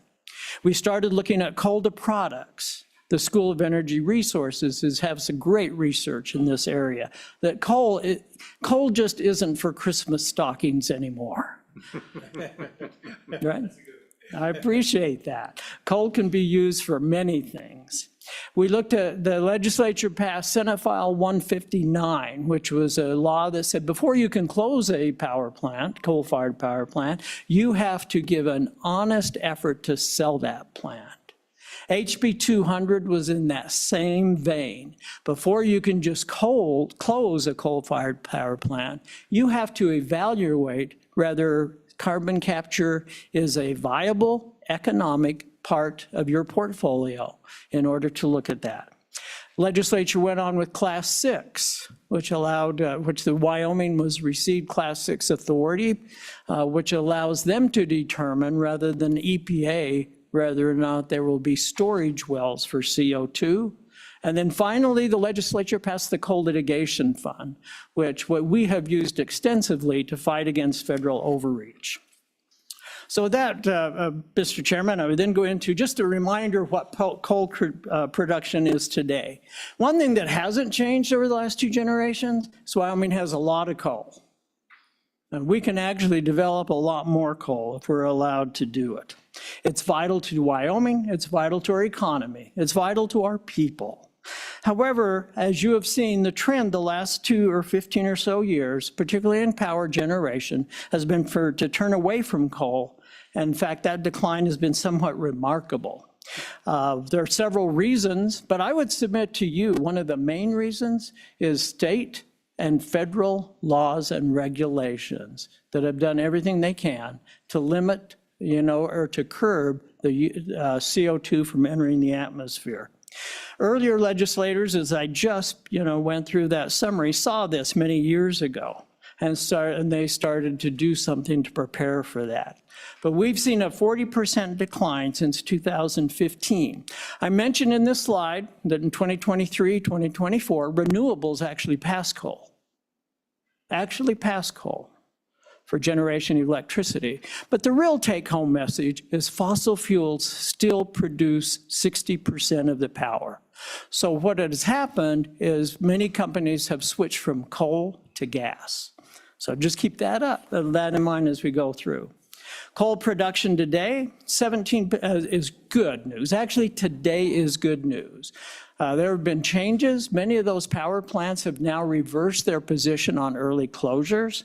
The slide that you, yes, have in front of you now gives you an indication of the revenue benefits from keeping power plants open earlier. The take-home message from this slide is that in the first quarter of 2025, Wyoming produced 2.7 million more tons of coal than in 2024. I think there's two big reasons for that. One is President Trump, one is demand. If you'll go to the next slide, this is a slide you've seen every time I've come to talk to you, but it gives you a great snapshot of the coal-fired units that are currently in the state of Wyoming. The end dates have changed on those. What I will come back to eventually is to mention Dave Johnson 4, Jim Bridger 3, Jim Bridger 3 and 4. And the only other thing I would have you notice there is the age of those plants. Unfortunately, we have an aging coal-fired power plant system. At some time, we will need to make major renovations or build new plants to keep to keep them alive. The next one talks about the Wyoming electricity market. Now, I know I've heard many times that, oh, we should just let Wyoming produce electricity for Wyoming and we'll be fine. I wish that were true. But the reality is if all of Wyoming electricity, if all of it, 100% of it, was produced by coal, we would need about 9.4 million tons. One large mine in Campbell County produces 60 million tons. There is no way that Wyoming people alone can keep our coal industry alive. And states that do not have coal are busy. They are building alternative sources. And those alternative sources continue to eke into the market for coal. The next plan, I'm going to go through this very fast because this goes over a long period of time. But it starts with the Supreme Court supporting the endangerment finding, which basically means the EPA determined that greenhouse gases, of which CO2 is a member, according to them, is an endangerment to human health and public welfare. That endangerment finding has been in place since 2009, and that is the basis the EPA has used for the Biden Clean Power Plan, which was then thrown out by the court because they thought it went too far, but the court did not change their finding on endangerment finding. And then also the Biden plan, which went even further than the Obama plan, and in order to try and actually limit coal production. I do want to make one correction on that very last point. I mentioned the year 2030, but in reality, what it means is companies were to decide by 2030, coal-fired power plants, that is, to choose rather to close by 2032. So that was their first choice under that plan. If they didn't want to close, they needed to co-fire or switch to natural gas by 2030, but still close by 2039. And if you wanted to operate beyond 2039, you needed to install carbon capture by 2032. And that would include both coal and gas-fired units. Wyoming sued. A lot of states sued. West Virginia sued on this. In reality, the plan was beyond what we believe EPA can do, and those deadlines were absolutely impossible to meet. All right, here's what changed in January. That's the next slide. Great changes. But what I want to point out about the first thing is the endangerment finding. Even as we speak, Administrator Zeldin, I believe, is releasing the plan today of how he would change the endangerment finding significantly. Basically do away with it. I believe the argument is going to be made that once again, EPA has overstepped their bounds. You will see other things that the Trump administration have reversed. Those are all great. but they're not done. They're only proposals. I would submit to you that we won't know how successful these are for at least a year, maybe a year and a half, and unfortunately, it might even be longer. In addition, I suspect that nearly every one of these decisions is going to be challenged in court. So drag out the line a little bit, the timeline a little bit further. We don't know what's going to happen for the next couple of years. So that's the federal side. Take a quick look at the state side, which is the next slide. States also have passed renewable portfolio standards or zero standards for CO2. Even our customer states, and what this slide comes down to is about 65% of the coal, or of the states that we sell, 65% of the coal to which we sell to other states is also to states that either have a renewable portfolio standard or possibly even a zero carbon standard. What does that mean? As they continue to ratchet that down, even without the federal government, even if they don't change their plans, we will still need to be able to figure out how to develop, how to bring them low CO2 coal. A lot of it's going to depend on market. I just throw in the next slide, just an idea of what we have. What do we use CO2 for? Most people don't realize what a marketable product it really is. Food, fertilizer. We know it best for enhanced oil recovery, but the CO2 storage business is also an industry that's coming to Wyoming. I just point out to you that currently, over 300,000 acres in Wyoming are leased for long-term CO2 storage. That means there are farmers, there are ranchers, there are landowners that are getting money just like they would rather be an oil and gas company to develop oil and gas. That is another industry that we think could be important to Wyoming. We talked, Josh Durrell talked about industries in Wyoming. Here's another one that's a possibility. The next slide just touches on the bases of CO2 in Wyoming. We really only have two, and that is the ExxonMobil and the Lost Cabin. I'm going to leave it to Lon Whitman to tell you tomorrow how much CO2 he needs, how much CO2 the oil and gas industry needs. If we are going to truly reach energy dominance, we have got to be able to figure out how to produce oil and gas cheaply. Because the more you produce, the less you get. And the use of enhanced oil recovery is certainly one way to do it. Currently, CO2 is one of the main sources you use to flood those fields. I mentioned the next slide just talks more about CO2 enhancement, and the next slide talks about how the market is influenced by the federal government. Once again, 45Q. The One Big Beautiful Bill actually equalized the credit you can get, whether you use it for long-term storage or enhanced oil recovery.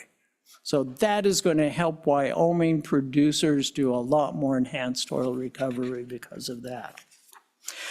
Class 6, I've just mentioned, Wyoming was one of two and now is one of 4 states that has that primacy. Other states see CO2 storage as a possibility. They see it as a potential industry for their states. Texas is going through the process right now. I mentioned this test center already, so you can just jump through that one as well.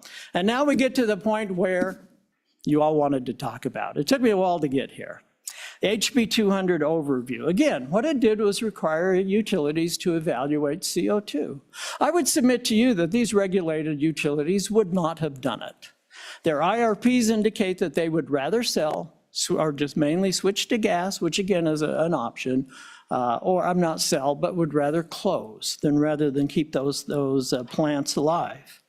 It did allow them to, as they evaluated it, it allowed them to pass some of that cost on to their consumers. Nearly everything a utility does, as you know, is passed on to consumers, but it capped it at 2%.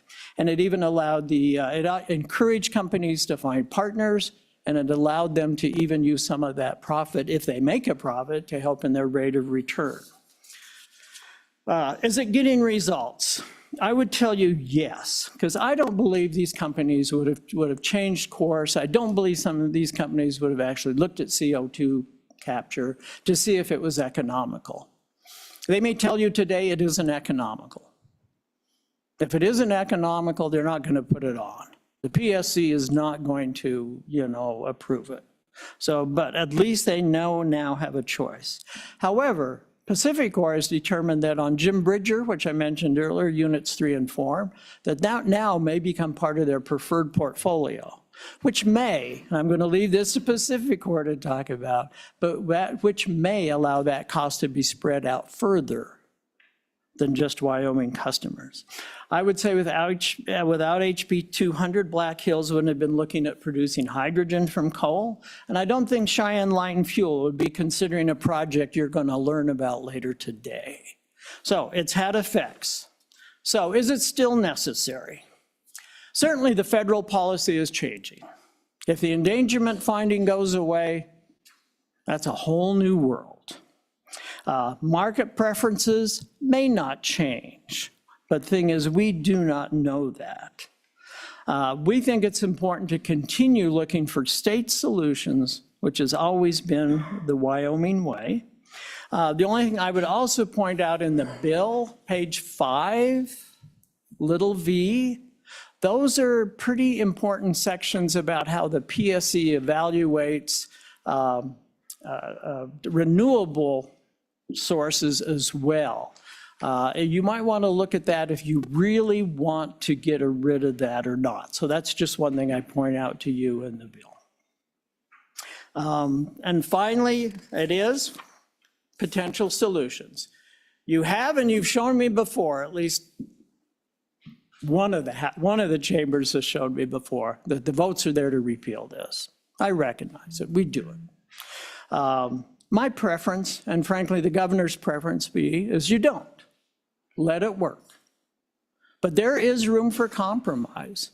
So I would offer you the compromise that since we aren't going to know how the federal system is going to change for at least another year or two, we are also looking at a possibility in 2029, we go through another 180-degree turn. I would submit to you that you put a sunset date on it of January 1, 2027. I believe that's a fair compromise. I believe it reaches your political reasons of why you want to repeal, but it also helps Wyoming and the utilities continue on the path as they continue to look at the carbon capture. I do believe most of their work is done. Most of them have probably made a determination now whether or not it's economical. So with that, Mr. Chairman, thank you for your time, and I'm certainly open for questions and the dialogue of which I am seeking. Thank you, Mr. Luthi. Appreciate your time being here and for the information. Do we have any questions for Mr. Luthi? Yes. Representative Weber. Thank you, Mr. Chairman. Mr. Luthi, I have a question on, would you be able to give us like a status report on any progress going for opening up those coal shipping channels on the other side of the coast?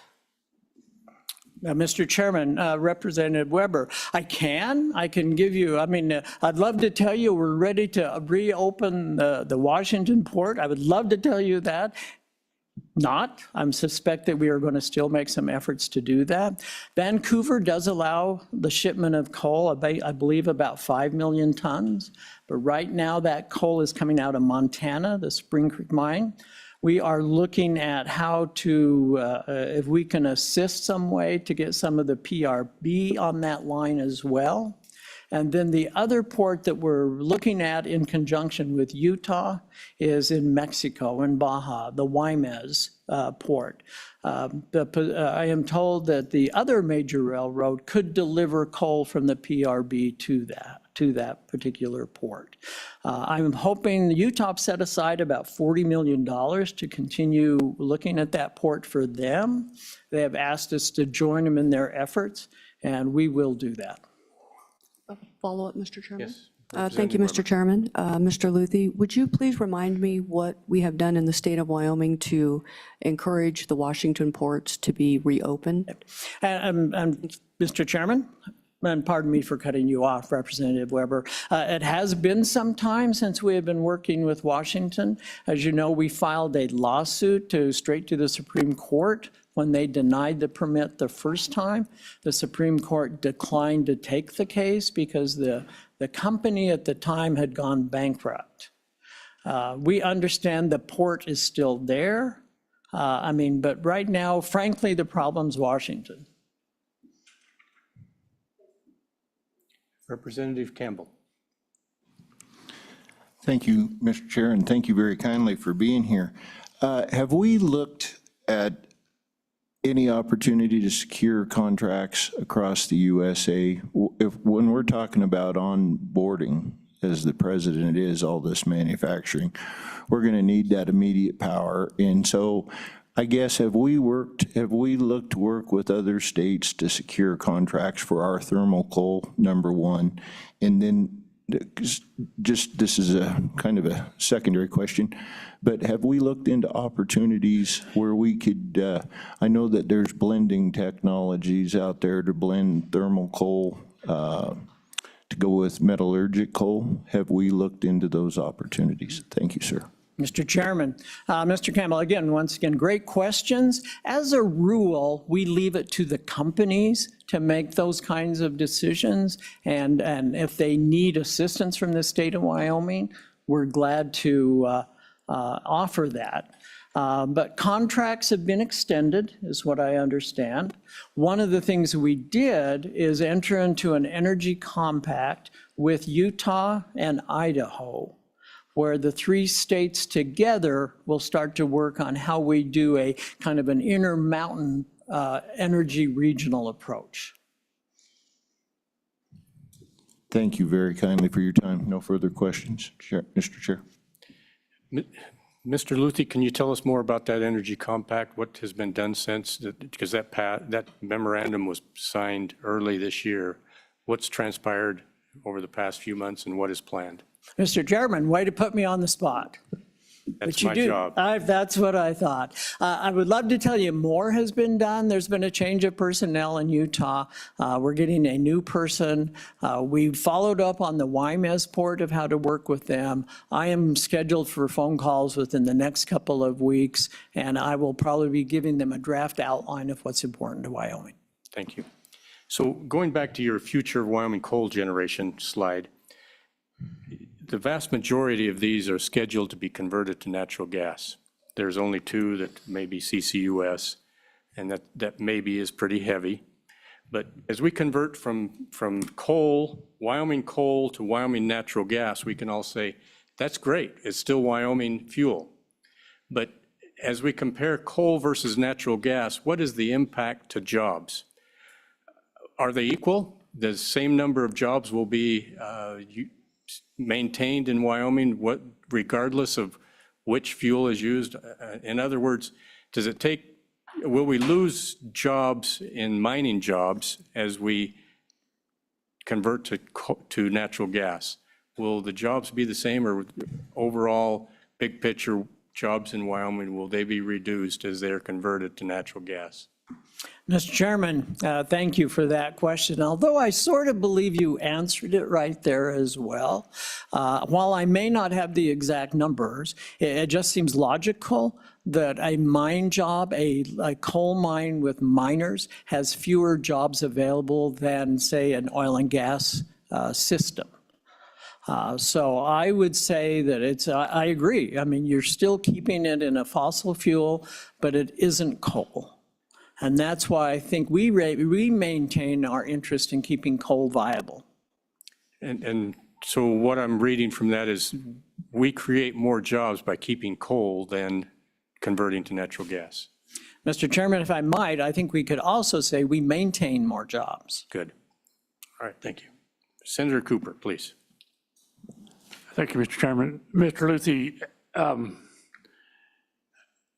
wouldn't you consider the problem not necessarily the lots of the conversion in Wyoming, but the conversion in other states?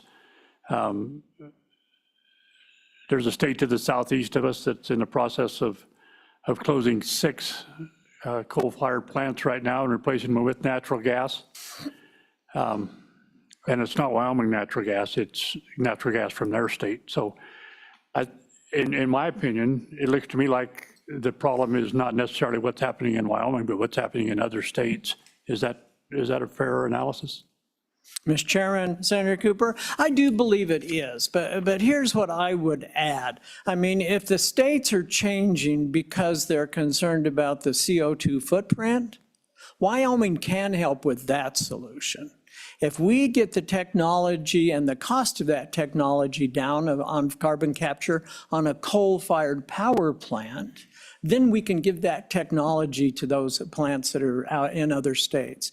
And that is certainly something we can do. And President Trump has opened that door. He has increased the lifetime of some of the coal-fired power plants. Now, right now, it's probably 60 or 90 days, but I have a feeling he's not going to stop there. But again, I think we need to use every tool that's available to us. All right. Follow up, Senator? Any other comments? Representative Knapp, Chairman Knapp. Thank you, Mr. Chairman. And I'll ask some leeway because this may involve a back and forth answering of several questions. All right, thank you. Thank you. Mr. Luthi, we've been through this several times now, and the question, I think, because I've heard the committee before ask questions of whether this is continuing to be necessary, especially with the changing times. So I have a couple questions for you. Would repealing HB 200 have any effect on Q45 tax credits? Mr. Chairman, Chairman Knapp, no, that is a federal decision. Okay, thank you. The next question I have, would repealing HB 200 have any effect on the test center in Campbell County, continuing to have other companies come in and experiment with carbon capture? Mr. Chairman, I'll give you a might. I mean, I would hope that it wouldn't make any difference, but it might if it shows that Wyoming may not be as invested in carbon capture. They might be less likely to come and test. Okay, thank you. Would repealing HB 200 have any effects on the coal markets at all? You mentioned how coal markets are sliding in the U.S. I know last year was the highest production of coal ever in the world. So markets are sometimes driven by need for power. I think this is a time where the U.S. has found itself for the first time in need for power. We've kind of had the luxury of power before, where we can actually pick and choose which power we want to have. And in that case, put regulations on power we didn't want to have. And so would you say in today's market, because of the regulations being reduced by executive order, because of regulations being reduced by the big beautiful bill, which codified executive order, would you say we're in a great position right now to build new coal-fired power plants, to have the market kind of adjust to itself rather than put mandates on to our industry? Mr. Chairman, Chairman Knapp, that's a lot to unpack, all right? But I will attempt to do so. I do greatly appreciate the question. And this is exactly the type of dialogue I asked for earlier today. So thank you. First of all, yes, overall, the world coal market looks great. However, the Wyoming market, the US market, we still need to get it out of some ports. Rather that be Guaymas, rather that be Washington, rather that be, God forbid that Oregon would finally see the light. That would be very helpful. But we still need to focus on that as well. East Coast coal, most of it goes down through the Panama Canal if it heads to the East Coast. But overall, Indonesia and other coal-producing countries are really participating. China is probably the best example. You asked a bit about if repeal of HB 200 really makes that much difference in the market. And I'm going to give you another it could, because I also mentioned that even with the federal changes, which we support, I think are great changes, States still have, many states still require lower CO2 electricity. Whether or not they will in another year and a half, I don't know. But that's why I encourage us to stay the course for a longer period of time. HB 200, it may very well run its course here pretty soon. The only other thing I would tell you is if it changes completely again in 2029, our utility companies at least has a leg up on that. They have been working on this for 2.5 years. Thank you. Would you say that the PSC still could have that tool in its toolbox on any rate case increase of whether or not a company is producing low carbon or has coal in their portfolio without HB 200? Mr. Chairman, HB 200 required the evaluation of CO2 carbon capture. It did then open up that door if you were going to allow evaluation. The PSC still needs to approve any rate increase that's connected with it. The PSC still oversees nearly all running or the overall rates, and I'm just trying to think of the other term. They don't manage, but they regulate all utilities. If you would look, what I'm a little nervous about, again, if you would look back on page 5, section small v of the proposed bill, if you're eliminating all of that language, I think it might limit what the PSC can do. Now, I know they're here, so they could probably answer that question better than I could, Mr. Chairman. Okay, thank you. I think they can still look at low carbon as a factor, Okay. but another question I had was,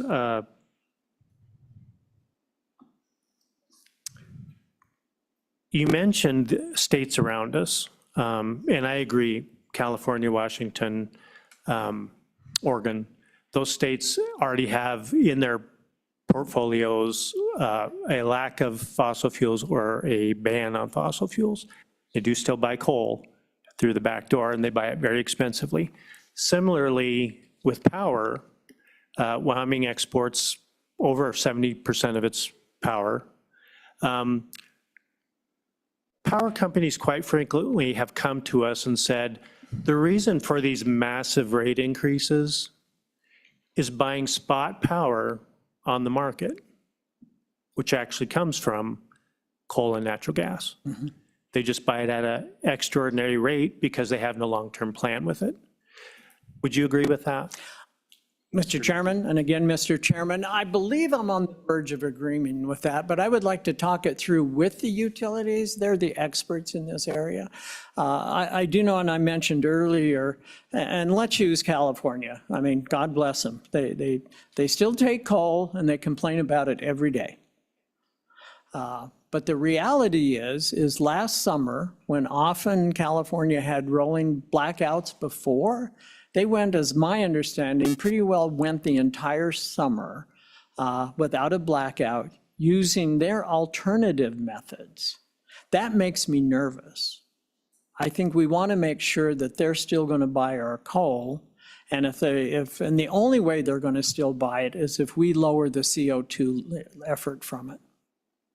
And I think Texas had a similar incident where they got rid of some coal-fired power plants and started to have some brownouts, at least in that area too. Yeah. Mr. Chairman, if I might, I mean, there would nothing that would make me happier, and all of you would make me, I mean, I would just call it karma.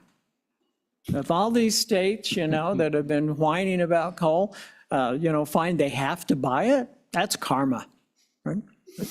And I could ask questions all day, Mr. Chairman. Thank you for the lenience, but I do have one comment, and it'll evolve into a question.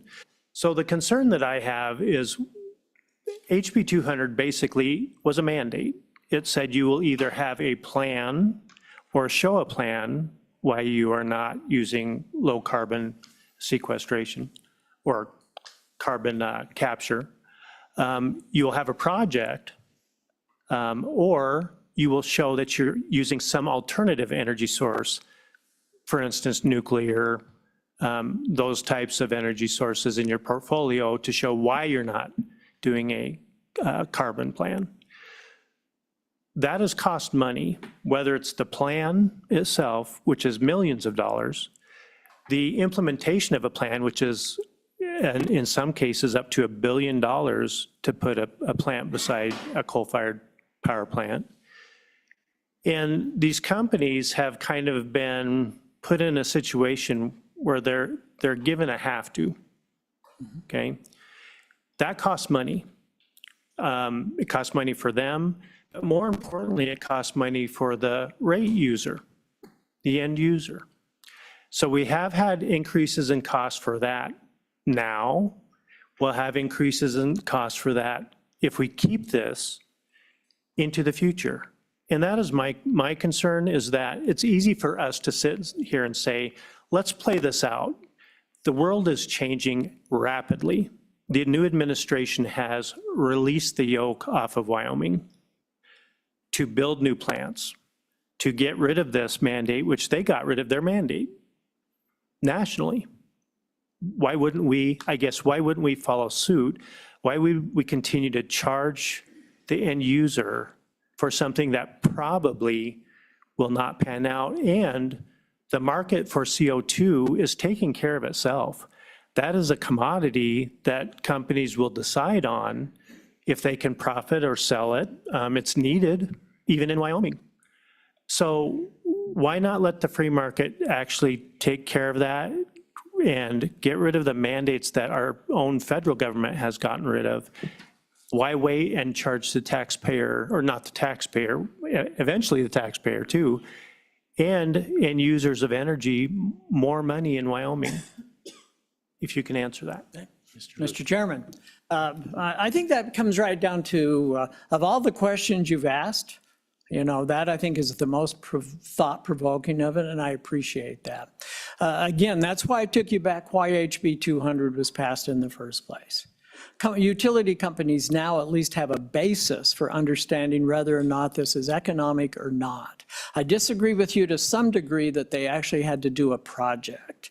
What they did find out as they started evaluating the use of CO2, that feed study might be helpful, a pre-feed study might be helpful, but they needed to go to the PSC for that approval. HB 200 alone did not provide that approval. But then again, recognizing it, the legislature put a limit, 2%, on what that rate increase could be. In addition, the legislature allowed the energy matching funds to be available to help with the cost of those pre-feed and other studies. One of the benefits, I believe, of HB 200, I hope will be talked about later today, is the project on Dave Johnston. There's a pre-feed study that's being done at no cost to the consumer. If we let HB 200 go, if we let it, as I am suggesting, you leave it or at least put a sunset date, I hope that doesn't change. I hope they'll still continue to look at that. But when it comes economical or uneconomical, I think the PSC is not going to allow that rate increase. All right, thank you, Mr. Thank you, Luthi. Mr. Chairman. Any other questions for Mr. Luthi? Thank you very much for your time. We'll Mr. Chairman, see in a thank little you. bit. Always a pleasure, right? All right, now we will hear from the Public Service Commission. I see they have a back row seat.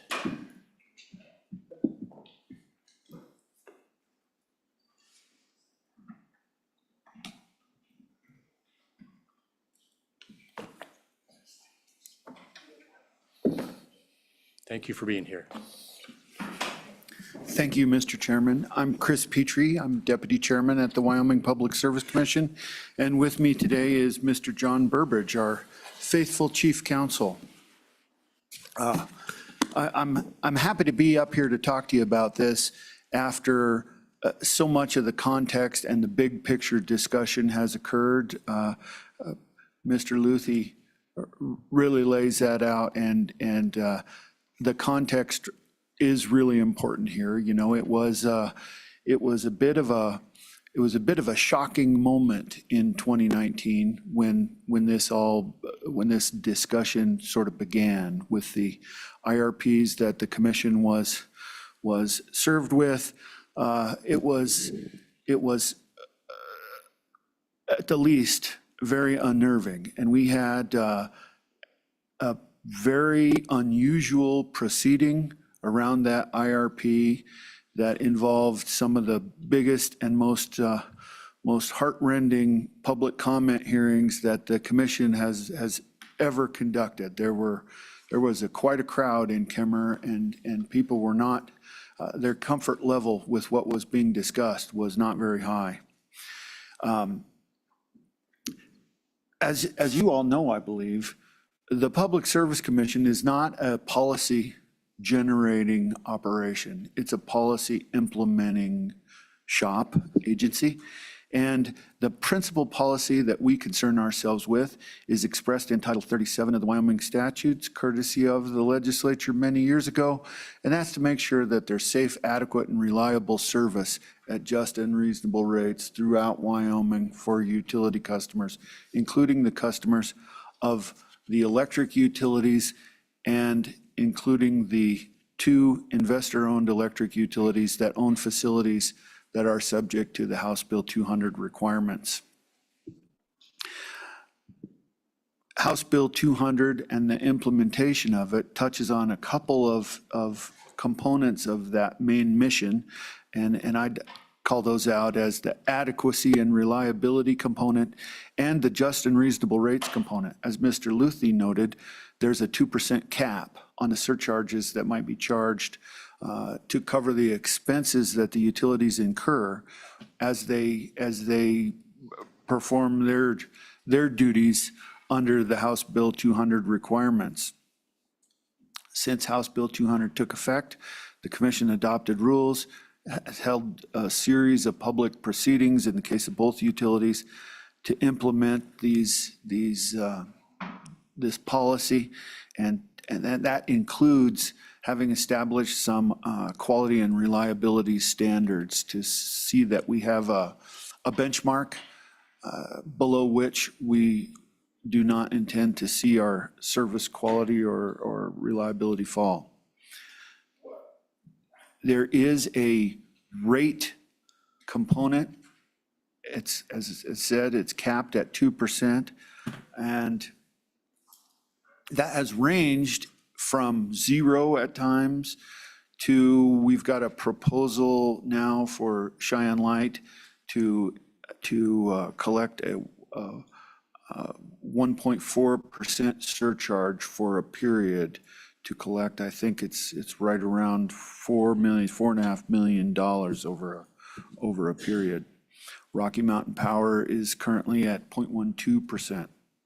And just to give a little bit more context for that, as the standard that we normally think of for residential customers, a 750 kilowatt hour per month customer, their monthly bill for both Cheyenne Light and Rocky Mountain Power is right around the $120 measure. So as you think about those percentage surcharges, that's what that applies to. Of course, there are large industrial customers who have huge, millions of dollars of electric bills in the year. So of course, they pay it too, and that's a commensurate total contribution to the effort.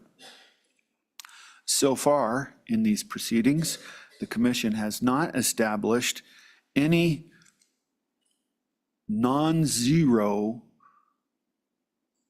low or reliable dispatchable low carbon portfolio standard. So each time that we have seen the company's proposals, we have ended up setting the standard at 0 for the reason that it was not economically feasible. There was no project that had been identified that would produce any amount of reliable dispatchable low carbon, which is defined as CCUS technology installed on a coal power plant in Wyoming. There was nothing viable has been discovered so far. So essentially, this process has involved study, planning, relationship development, and research on the potential for these facilities. When House Bill 200 was under consideration, I recall it being discussed as instructing these utilities that own and operate these coal power plants in the state to look under all the rocks and see if there were any opportunities that would allow those plants to stay in operation in spite of ever constricting federal requirements and pressure that was being applied by other state policies.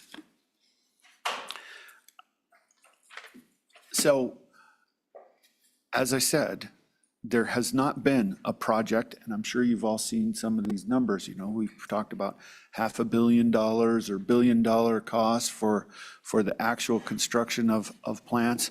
I don't think those are final numbers. They continue to look into it. There's potential for other technology, and as I think Mr. Luthi mentioned, there has all along been the idea that there might be third parties out there that could become co-venturers in some arrangement with the utilities that operate these plants that might protect ratepayers from some of the costs, or potentially all of it. What we have done so far, I view as having engaged in something of a hedging activity that gives us a lot more information and puts our electric utilities that operate coal-fired plants in the state in a much better position to continue to operate in the case where additional restrictions emerge at the federal level or other states and regional levels. Of course, the states on the West Coast are continuing to be very interested in decarbonizing, and I think that they basically would like to see no further fossil fuel-based generation if they could help it. And this is a hedge that very well could produce no payout. It's often true that hedges that we see in other areas of the utilities, you have natural gas wholesale market purchase hedges to protect against price fluctuations and price spikes and the like, and they don't always pay, but they do provide some protection. And we are right now, I think, in the midst of, and perhaps just entering, one of the most difficult environments for electric utility resource planning. When you think about the possibility of additional new plants being built, there's a lot of uncertainty that surrounds that because of the typical lifespan of those kind of plants. When we're looking at least cost, least risk planning, which is what the utilities are expected to engage in, when you start looking out at that kind of a time horizon, with the way that we've seen policy gyrate at the federal level, that introduces a degree of risk that I think would really inhibit the likelihood of public utilities building new plants at the moment, at least.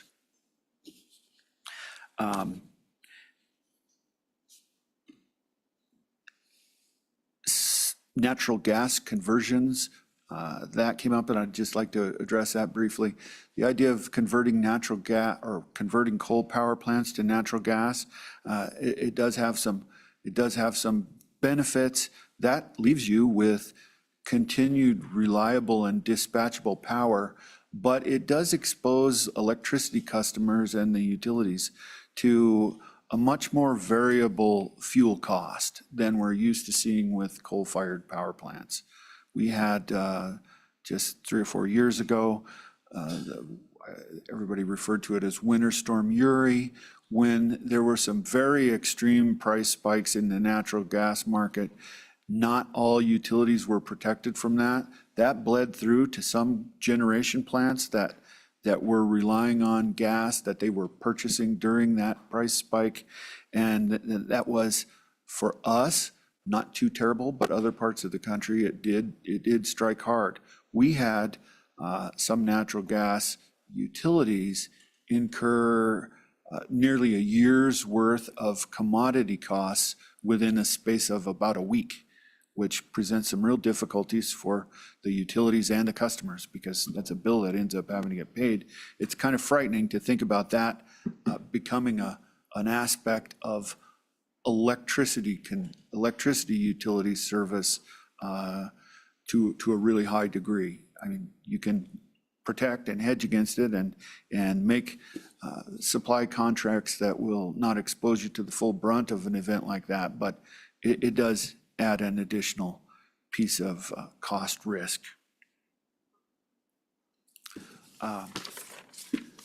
Mr. Chairman, the commission had submitted its periodic report to the legislature on our efforts to implement House Bill 200, and I'd be happy to address any questions that you might have about that.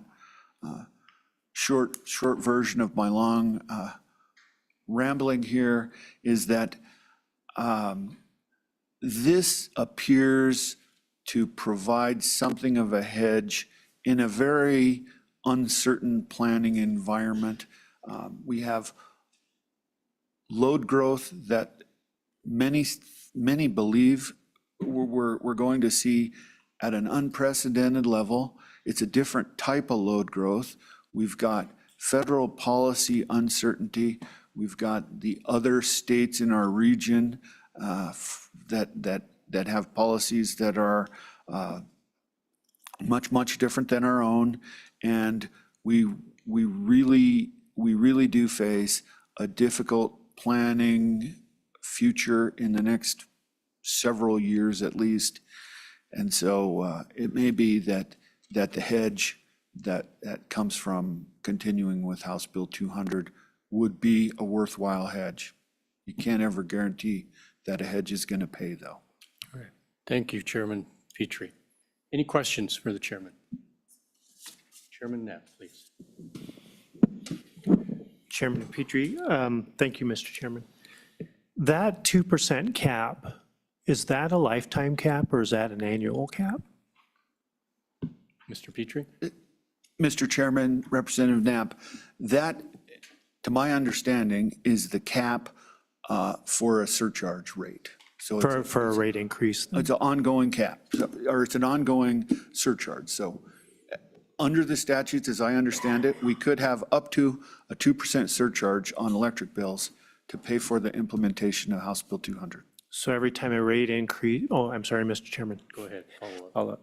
So every time a rate increase would happen or is requested, that 2% could show back up with every rate increase if it were justified for either a plan or a project for carbon capture? Mr. Chairman, Representative Knapp, I think I'm in agreement with you. The Public Service Commission sets base rates for public utilities, including the electric utilities. Every electric utility, all the IOUs that we regulate the rates on have base rates and some kind of energy cost mechanism that allows the utility to collect those energy costs. And the 2% is in addition to that. It's not, the surcharge is never wrapped up into the base rates or the energy charges. I think it appears on the bill as a sales tax would. Thank you. Mr. Chairman, follow up? Yes. So help me in my understanding what the role of the PSC is. I view it as two pieces. One is to make sure that our grid is reliable, and that's why we come to the reliable, dispatchable energy portion, right? And then the other side of it, because the industry itself is, I would say, a regulated monopoly, correct? So your job is to ensure that the end user is treated fairly and equitably when it comes to sourcing power. Is that basically it? Mr. Chairman, Representative Knapp, I think you've got that all right. Our job is to make sure that there's safe, adequate, and reliable service at just and reasonable rates. And so whether the utility gets its commodity by running generation plants, buying it through contracts, buying it on, daily markets, however that comes, our job is to make sure that it's done prudently and effectively. So one way to think of, and it is certainly, these are regulated monopolies. They have a territory. They're generally understood to be natural monopolies with high barriers to entry, significant economies of scale, and so on. And so we view our job as to simulate the beneficial effects of competition in spite of the fact that we're dealing with natural economies and we don't want the economic waste and nonsense that might come along with actual competition under those type of circumstances. One last question. So if I'm to understand it, you're here today not to testify whether you're for HB 200 or against HB 200, because that's a policy question, as you confirmed. If HB 200 were repealed, would that affect your ability to continue in looking at reliable dispatchable energy and ensuring that the rate costs are fair to the end user? Mr. Chairman, Representative Knapp, I don't think so at all. It's the central mission of the commission to look for safe, adequate, and reliable service at just and reasonable rates. Reliable and dispatchable are pretty much inseparable. We have established these service quality and reliability standards that are basically what we have come to rely on and enjoy historically, and we have set those benchmarks with the expectation that we stay there or do better. Thank you, Mr. Chairman.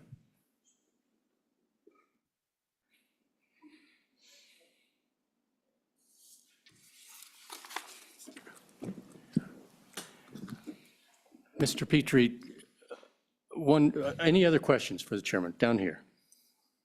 Representative Riggins. Thank you, Mr. Co-Chairman, Mr. Petrie.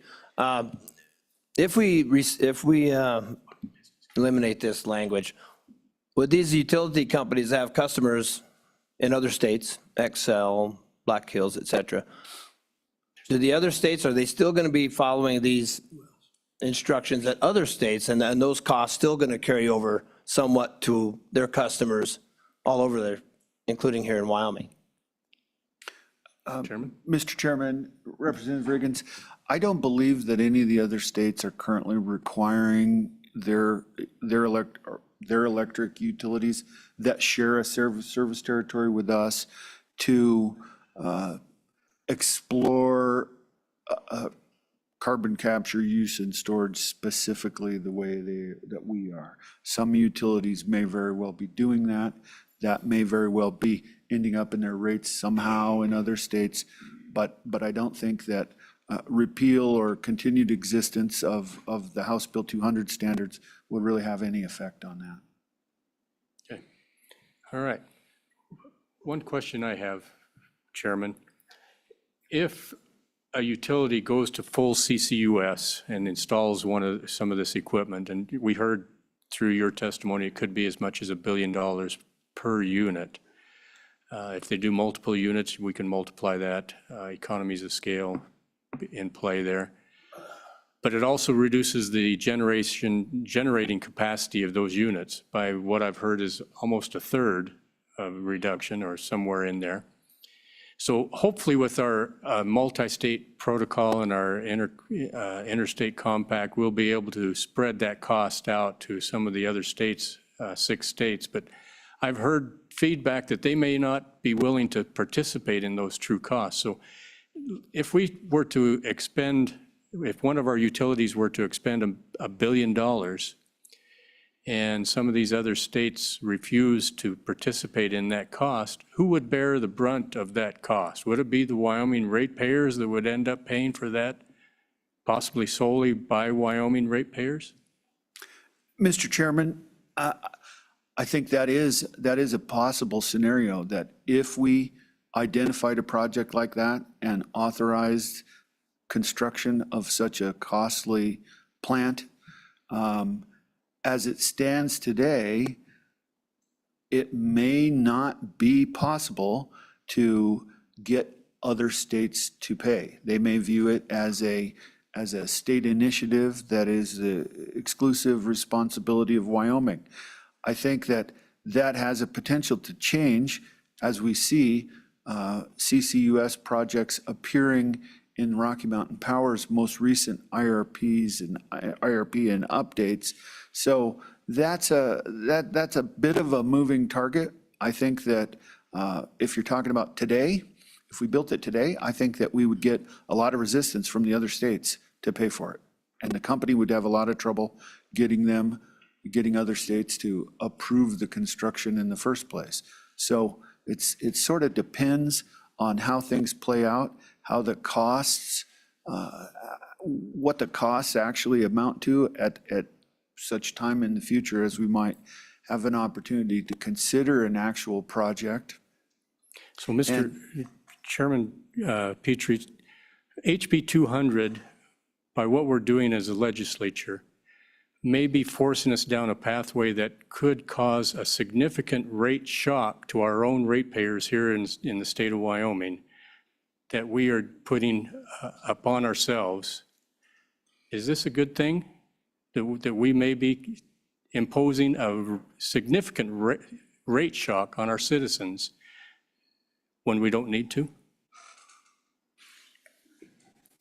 Mr. Chairman, the way I understand this whole arrangement, it remains the Public Service Commission's responsibility to only do the reasonable.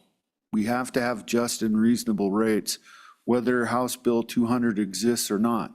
As House Bill 200, if it continues to exist and we continue with looking under all the rocks, if we don't find something that fits within the reasonable rates requirement, I don't think that any Public Service Commission that is going to be seated in Wyoming would approve it.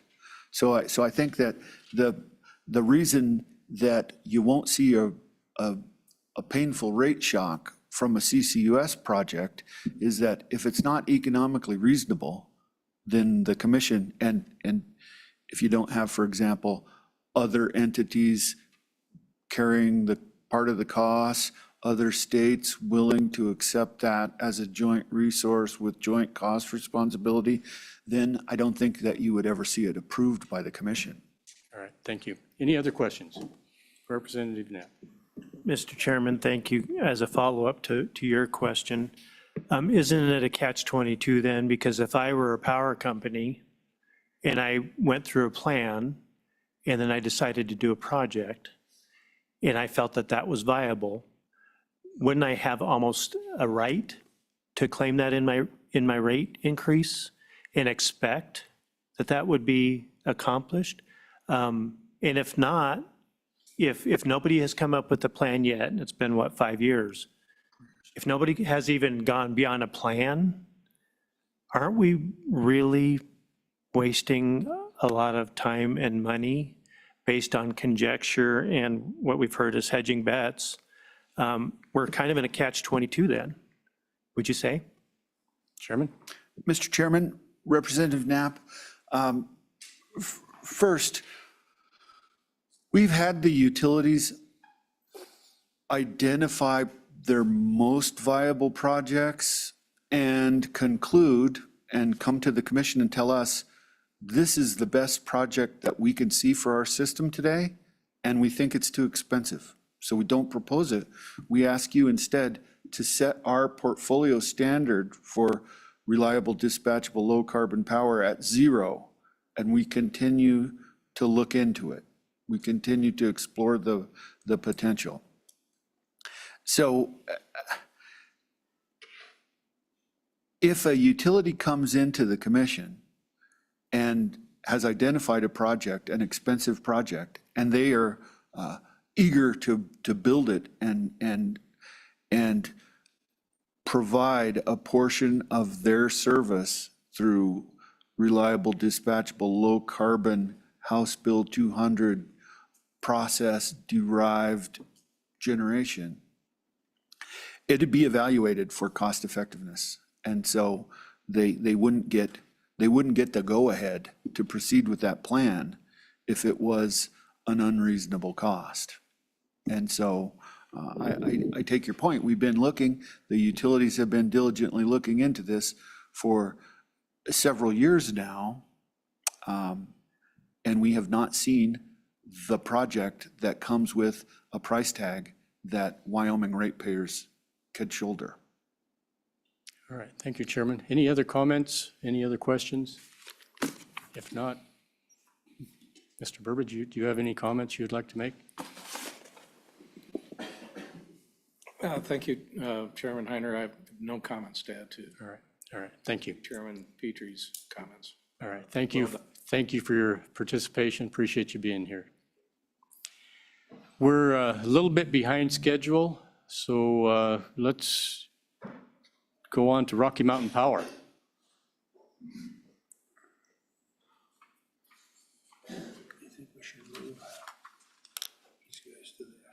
Yeah, we probably would be. Because of our time, we will probably adjust our schedule a little bit and move the industrial siding till this afternoon. So those of you that are here for the industrial siding, hopefully you can join us again in the afternoon. Mr. Chairman, members of the committee, my name is Tom Carter. I'm Government Affairs for Rocky Mountain Power, and with me is Craig Eller. He's the Senior Vice President of Resource Strategy and Development. And for the purpose of time, we don't have to go. Like, we're just happy to go sit back down. That works for you. No, that's what I thought. you But have some important things to discuss. I know. I'm being facetious. Look, there's been a robust and continual debate about this, and we appreciate the chance to provide some insights. We know you heard from Mr. Eller here at the last meeting. Just a couple of thoughts from us, and then we'll open up for questions. We know that stable policy leads to a stable economy. That's been kind of the theme of this entire morning. Mr. Luthi talked about some of the difficulties that we've faced as an industry over the last real decade, as we've been whipsawed back and forth with changes in state policy around our region, with changes in federal policy that has put the utility business kind of, like I said, on a whipsaw, back and forth, back and forth. How do we, as policy takers, not policy makers, provide affordable, reliable, and safe power for our customers? We believe, and as you know, like we haven't always been the biggest proponents of HB 200, right? For some of the points that have been made throughout the day already. But we believe there is some value in completing the work that we've begun. There's some value in finding out, as the Public Service Commission discussed, if this technology is viable because of the whipsaw that we are experiencing. Currently, as it's been mentioned, we do have a very friendly federal administration when it comes to fossil generation. And that's been good for us, and it's been good for Wyoming. But we don't know what could happen in 3 years, or 8, or more. And while the big, beautiful bill did do good things and did keep the tax credits for CCUS in place, we don't know if there could be another whipsaw that impacts this program or CCUS in general. And so while we continue down the path of studying if this is viable technology, and we are still unsure if this is economic or viable technology, we'd like to continue so we can answer the question if it comes up again. Does this work? Or could it be beneficial for Wyoming or our ratepayers throughout the region? And so as has been mentioned, we think that we could support a repeal of this, but we would appreciate if there is a sunset provision, as Mr. Luthi mentioned. We'd like to be able to work through our process, our studies, through the end of 27 to get to the answer that I think we all want to know is, could this be helpful and beneficial for our coal markets, for our coal generation, and for the ratepayers of Wyoming. And I'll stop there. I don't know if Mr. Eller has anything he'd like to add to that. Maybe just a little bit from a kind of the study process side. So I just want to, there's been some discussion about the amount of time that the bill's been in place. And, we spent several years kind of testing the market, looking for third-party vendors that could come and deploy this technology at one of our plants. And the response to several different rounds of solicitations was effectively that there isn't a cookie cutter answer. We need to do in-depth engineering review to be able to really know what this costs and what the viability is. And that's the process that we've begun. In August, we'll be wrapping up kind of phase one of a three-phase feed study on Jim Bridger units 3 and 4. By doing the study now, we have the advantage of receiving a 50% cost share from a grant with the Wyoming Energy Authority that reduces the costs for our customers. And as was mentioned previously, there's also a parallel study being done by some of our partners, SK and 8 Rivers, looking at a new generation technology that has carbon capture inherent within that process, and they're looking at the Dave Johnston site there. And so those activities are expected to be wrapped up by the end of 2027, which is kind of the if the state of Wyoming is going to change policy, kind of the sunset timeline that we think we would need to get that work done. Thank you. Mr. Chairman, we'll yield for any questions. Thank you, Mr. Carter. Any questions for Mr. Carter or Mr. Ellis? Co-Chair Anderson, please. One of the hopefuls for us for carbon capture was that you could sell the carbon to somebody to use it for EORI. Have you had any prospects for that or any luck with that? Mr. Carter, Mr. Ellis? Yeah, Chairman. We are investigating that right now. So we've been, as part of our phase 2, we're looking at what the different offtake options are, whether direct sequestration or EOR partners or some combination makes the most sense. So we've been engaging with a number of different stakeholders looking for proposals for both, EOR and direct, sequestration. So we're exploring both options right now. Representative Knapp. Mr. Chairman, I think this highlights the irrelevancy of HB 200. Your decisions as a power company are driven by market and profitability, are they not?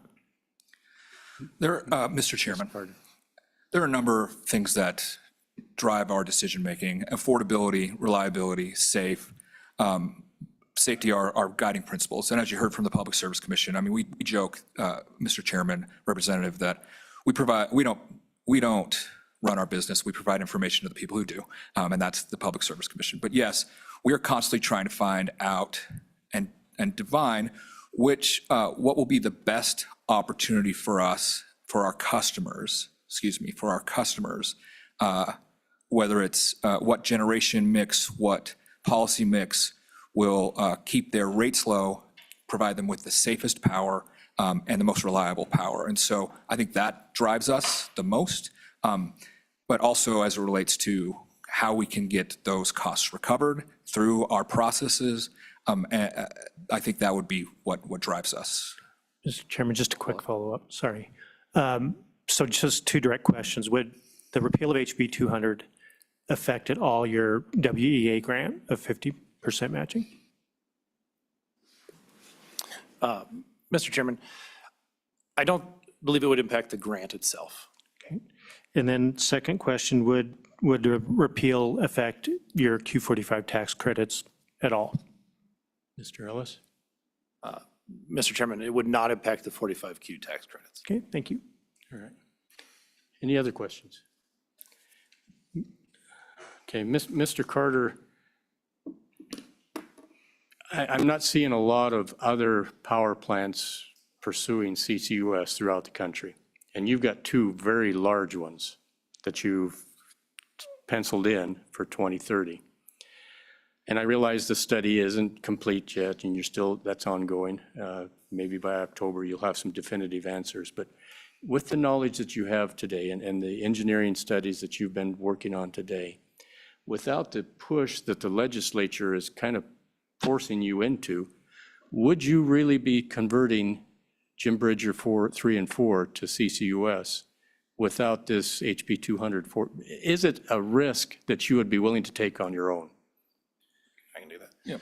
Yeah, Mr. Chairman, I can respond to that. So in my view, the work that's being done in the FEED study is not work that a utility would typically undertake. So one of my responsibilities is our team that's responsible for all of our generation development projects. And generally, the generation projects we're looking at are established technologies. And oftentimes we actually rely on third-party proposals on, we have a development project, we're willing to build this if you buy it at the end. And so that's kind of the traditional model. We're generally not trying to advance novel technologies and kind of prove them out. There are specific cases where we're able to, if we have, the right partnerships, which are the types of things we're looking at, with SK and 8 Rivers and the TerraPower for the Natrium project at Kemmer.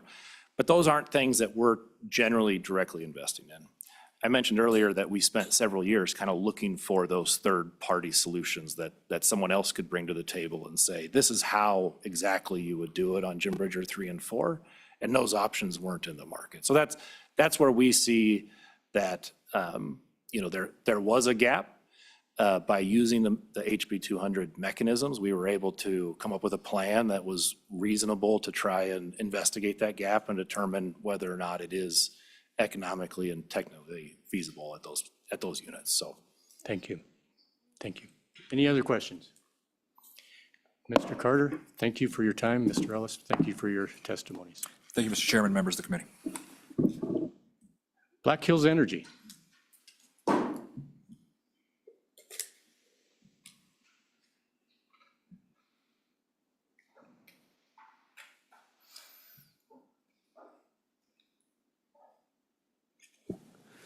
Good morning, Mr. Chairman, members of the committee. David Bush on behalf of Black Hills Energy, and also, as has been mentioned, Cheyenne Light Fuel and Power. That is our electric utility that serves the Cheyenne area. We also serve a small portion of northeast Wyoming around Newcastle under our South Dakota utility, Black Hills Power. So I just wanted to clarify that. Wanted to thank the committee, as I did previously, for your work in 2023 and 2024 on changes to House Bill 200. That gave us more time on the implementation side. Also benefited those Black Hills Power customers up in the northeastern part of the state by essentially carving them out from that legislation and that statute. Part of the reasoning for that was, as has been discussed, the cost of carbon capture added to a power plant. As our filing with the Public Service Commission, and as we've testified before on this issue, at this point, the only process that's basically market ready for carbon capture on a power plant is the amine process. It's at a level 9, readiness level 9. It is about $500 million for us. So that is why, as Mr. Petrie pointed out, we have asked for a 0% standard on our standard for the carbon power. We have unleashed or unlocked some interesting technologies, which you'll hear more about later today, or opportunities anyways, with some other research that has been done and things that have come to our light that I've talked about, our Bright Loop project, and some other projects that have come about because of this process. So at this point, really, we are sort of filed our final report with the Public Service Commission, asked for that 0% standard, and are just basically kind of in that holding point right now. So not to belabor anything, but if there's any questions, I'm happy to answer them, but trying to get you back on track if I can, Mr. Thank you, Chairman. Mr. Bush. Any questions for Mr. Bush? Mr. Chairman? Mr. Co-Chair. Mr. Chairman, did I hear you say it would cost you 500 million or 500 billion or something for some process? I'm a little confused with where that would come from. Mr. Chairman, Mr. Co-Chairman, yes. So we did a feed study and got bids back basically and did the research to figure out what it would take to put a carbon capture unit on one of our coal units. The process that is available now for capturing the carbon or the CO2 off of that unit is the amine process. And to put one of those units onto our power plant would be about $500 million. Mr. Bush, what kind of a rate impact would that have for your customers if you were to take upon yourself that endeavor? Mr. Chairman, if we were to do that, which again, we have not applied to the commission for that, the 500 million would be spread across our roughly 45,000 customers that would take service off of that unit. We have several units at the Gillette Energy Complex. Most of those, well, I should back up. A couple of those serve Western South Dakota, which is our Black Hills Power utility. South Dakota does not have any sort of a clean energy mandate or low carbon standard at this point. And then the other coal units serve Cheyenne with our Cheyenne Light Fuel and Power utility. So those were the units that we were looking at, and specifically the YGen 2 unit. It's about a 95 megawatt unit. It serves primarily Cheyenne customers. And in order to put that carbon capture on that, it would have been about a 30% reduction, as you pointed out, and as I testified before, based on different engineerings. There's some stuff that's way above my pay grade as far as the technology side of it, but there was ways to have almost a 40 or 50% reduction because of the certain technology that would put on. But the best case would be about 30% that we would lose. So we would lose roughly 30 megawatts off of our 95 megawatt plant, and then would have to replace that 30 megawatts for our customers. So all of those factors combined for us to put in our final report to the Public Service Commission that we should have a 0% standard. It wasn't economically feasible to bolt on a carbon capture unit to the YGen 2 plant. So, Mr. Bush, if you were to install this unit, this bolt-on, you'd have to recoup the cost of the $500 million, plus you'd have to source 30% power. Let's assume that only your Wyoming customers were willing to pay for this upgrade, that your outside state would refuse. Could it feasibly be a 50% rate increase for the Wyoming customers? Mr. Chairman, I'm not sure on the math, but it would be spread over about 45,000 customers that we have in Cheyenne, because that unit serves into Cheyenne. We also have electric service in Pueblo, Colorado, but it's a separate utility, basically, and Colorado does have a clean energy standard, as I'm sure you all know. So we wouldn't be able to spread that across our South Dakota customers, because I'm guessing their commission would say, no, that's not going to happen, which is part of the reason why we didn't look at our Neil Simpson 2 unit, which does serve Western South Dakota. It was primarily just to the Cheyenne customers. Okay, all right, thank you. Senator Cooper, please. Thank you, Mr. Chairman. Mr. Bush, I'm hearing two different subjects here. What we just discussed was potential, but that's not what we're discussing with the bill. What we're discussing with the bill is the repeal of House Bill 200. Can you tell me what your direct costs were to date for complying with House Bill 200 for your feed study, and what Black Hills has actually spent to date? And also, did it bring other possibilities other than carbon capture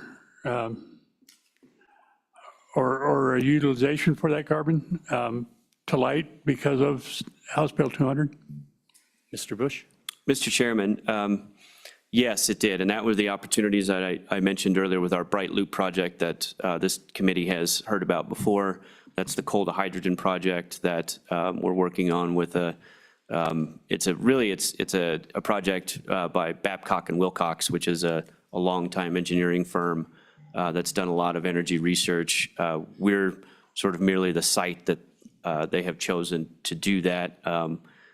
We've got our coal mine right there, the Wyodak mine that serves the complex. So there's plenty of coal right on site for them to use for this process. So that is a project that has come to light based on what has happened with House Bill 200.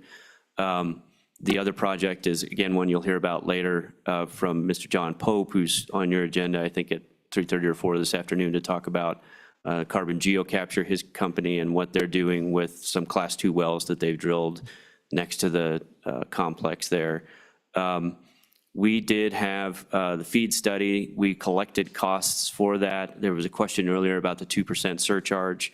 My understanding of how that surcharge works is as needed, we go to the commission and say, we would like to collect to pay for the FEED study that we had to do, or the pre-FEED study for this research.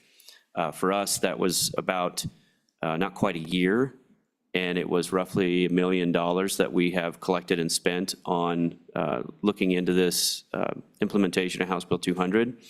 As soon as we collected the money that was necessary, the 2% surcharge went away. Went back to zero on January 1st, 2025. We do have, as I believe Commissioner Petrie pointed out, we have a request into the Public Service Commission to have a roughly 1.4% surcharge placed on there.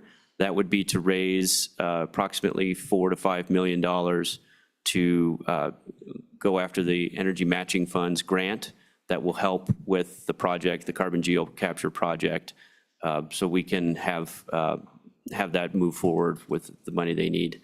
But that is a set period of time. That's not the 2% or whatever percent under that 2% is not something that we just slap on there and it's on indefinitely. It's a set amount of time that we ask the commission for to recover costs. And then they have, through their public process, they go through everything that, take testimony and do the things that they need to do to either approve or deny those surcharge. Follow-up?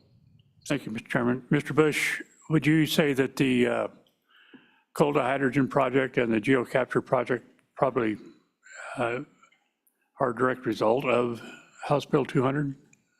Mr. Bush? Mr. Chairman, Senator Cooper, I would say that's probably a fair statement, yes. We, prior to House Bill 200, we're not looking at carbon capture as an option.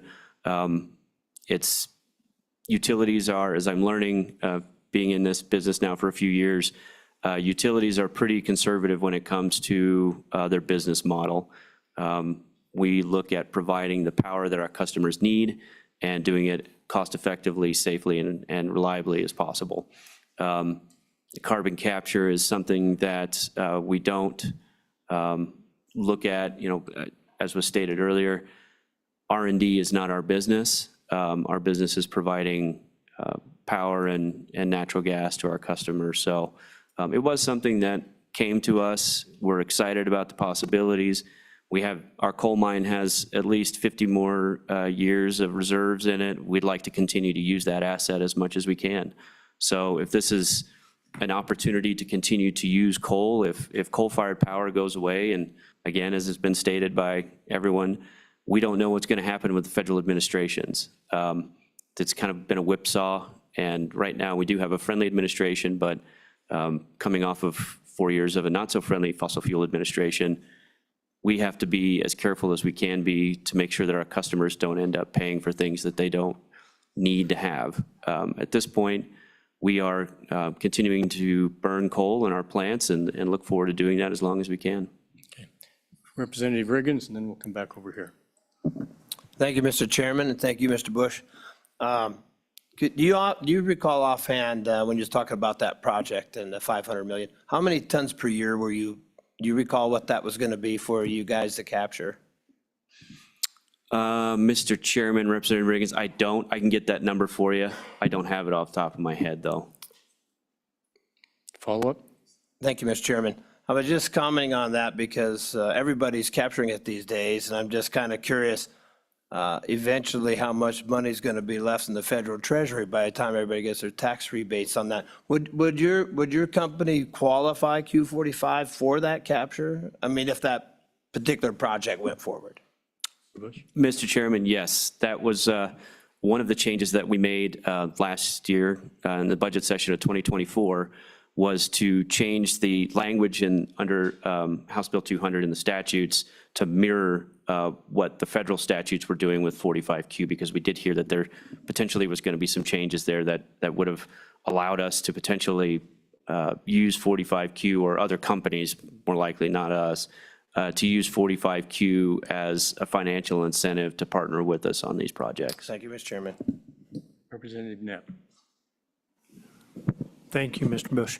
In regard to cause and effect, again, so the Babcock and Wilcox project came to you to look at, correct? And then is that a project that you'll be looking for reimbursement from on a basis of House Bill 200 in the future for ratepayers? Mr. Bush? Mr. Chairman, my understanding is no, not on that one.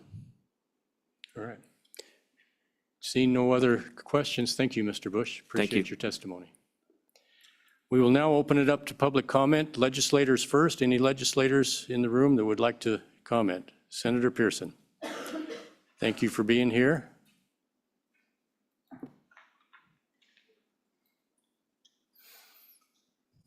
Please state your name for the record, please. Thank you, Mr. Chairman, members of the committee. I am Laura Pearson, Senate District 14.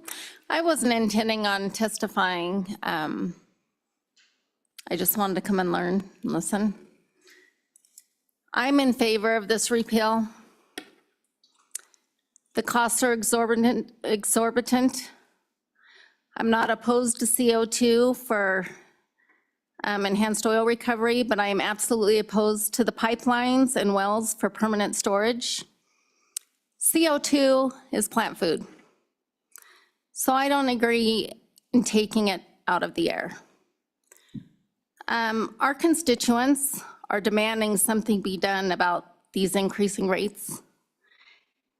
And we have a duty to do something and to help them. So that's my testimony. Thank you. Thank you, Senator. Any questions for the senator? Thank you. Seeing none. All right, open it up for public testimony. Any that would like to come forward, please do. Please state your name for the record. I'm Ryan Perry, and I'm an Evansville resident. Chairman and members of the committee, we've all heard the arguments about coal. Some say it's a relic of the past, but in Wyoming, coal plays a vital role, not just in powering our homes, but paying for our children's education. Our mineral reserves, including coal, help fund our schools and our universities, the very opportunities that allow the next generation to succeed. This isn't just about energy, it's about investment in people. Now let me take you back to a study done in the 1980s, something that should have changed the world, but quietly faded into scientific archives. Colorado State University and the U.S. Forest Service conducted a powerful experiment. They took two genetically identical clones from a pine tree that was raised in a standard greenhouse environment. The other they raised in a greenhouse with double the normal concentration of CO2. You didn't need any breathing equipment or special equipment. It's just like me and you in this room right now. Similar to the emissions around our coal-fired power plants. The result, the standard tree took 4 years to reach transplant age. The CO2 enhanced tree did the same milestone in just 16 months. Not only did it grow faster, but it grew stronger and more resilient. Let that sink in. CO2 just isn't a problem, it's also a resource. Imagine a Wyoming where every coal plant doubles as a reforestation hub. Greenhouses powered by waste heat and enriched with the same CO2 we're being told to fear could grow trees at record speed. Trees we could plant across burn scars, beetle kill zones, and drought-ravaged terrain. We could be leading the world in carbon capture through natural growth, not just mechanical filters. This isn't science fiction, it's science we've already done, we just haven't applied it. So let's stop thinking of coal as just an energy source or just a paycheck. It's also a bridge to education, innovation, and yes, a truer, greener future. Let's not abandon what works, let's improve it, let's reinvent it, and let's lead with it. Thank you. Thank you, Mr. Perry. I always enjoy hearing from citizens. Appreciate you being here. I know it's a burden to be here during the workday. Mr. Daytime. Good morning, Mr. Chairman, members of the committee. Travis Detail with the Wyoming Mining Association. Really appreciate the previous speaker's comments and agree with that as well. I won't take a lot of your time, just a couple of comments. You've all heard me on my position on this particular bill and issue before, but would like to address a couple of questions from Representative Campbell regarding, I'll preface it by saying, you know, the industry is very optimistic right now. We hear a lot of doom and gloom, and we, you know, about what we're going to do going forward in the future, and you know, conversion from coal to gas and all that stuff. But I would just like to cite earlier this month, the Department of Energy came out with a study regarding projected demand. And according to the study, some of the findings were energy demand in this country going, you know, to accommodate manufacturing, data centers, AI, whatever, electrification of the vehicle fleet, electrification in homes and businesses. Projected demand by 2040 is between 35 and 50%. Now, that energy is going to have to come from somewhere. And what we have right now and what we're seeing, you will refreshingly to see, is we've seen a shift in our national energy policy. And we've seen this shift from, you know, this kind of this all of the above and this renewable crap and everything. We've seen it shift to an all that works strategy. And the administration is pressing, it's pressing coal, it's pressing gas, and it's pressing nuclear. And we're going to need all of those to meet that projected demand. And so, you know, going forward, the industry is very optimistic, and kind of dovetailing into Representative Campbell's question to Mr. Luthi, companies are doing, they're working contracts right now. And I think one of the very hopeful signs is these contracts are multi-year contracts. Back in the heady days when we're mining 450 million tons, you're seeing 15, 20-year contracts. Of course, that contracts, you know, in the last 15, 20 years to 2- and 3-year contracts. Well, we're seeing contracts coming in the 7-year range now. So that should be a hopeful sign. The big, beautiful bill, you've heard me testify in front of this committee regarding market forces.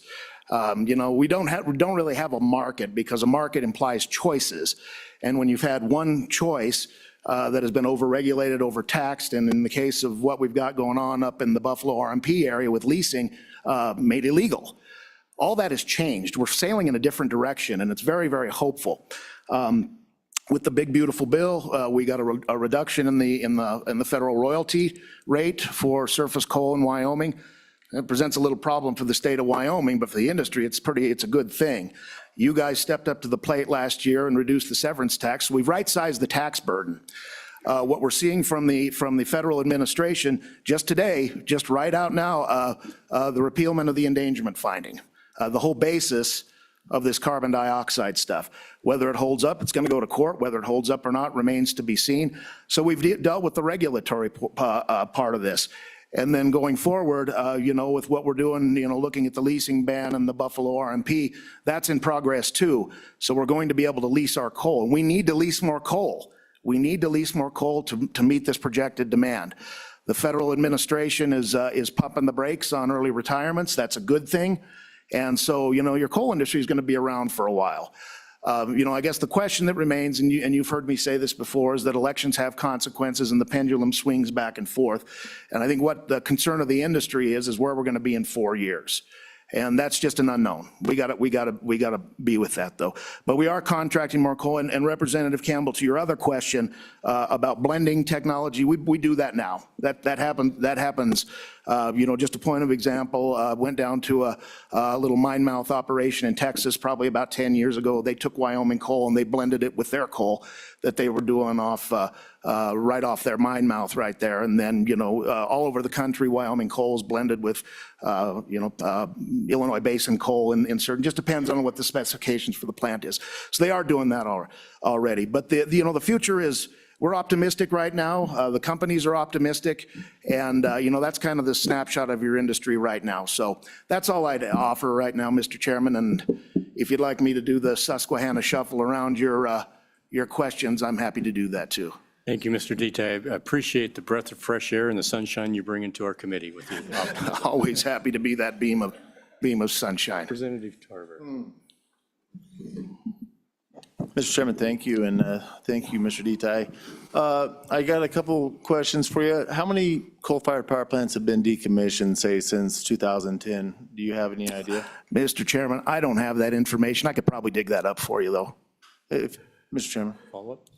Follow-up to that would be, out of those decommissioned, if you do happen to dig into that information, how many of those could be recommissioned at this point? Yeah, Mr. Chairman, that's a good question. I think it's very, very hard to do that. I don't think it's impossible, but I think it's very hard to do that, and I can probably dig into that for you as well. Yeah. Thank you, Mr. Chairman. Mr. Deta, you mentioned long-term contracts, and I come from a district that has had history of long-term contracts with coal, sometimes 10 to 15 years. Mm-hmm. Do you see this as an opportunity? Because states around us are chasing AI data. I think Wyoming has some relevancy there too with, we've done it both with wind, solar, natural gas, looking at coal. Do you see this as an opportunity for Wyoming though to kind of fill that gap? Because other states' energy is energy that they currently don't have.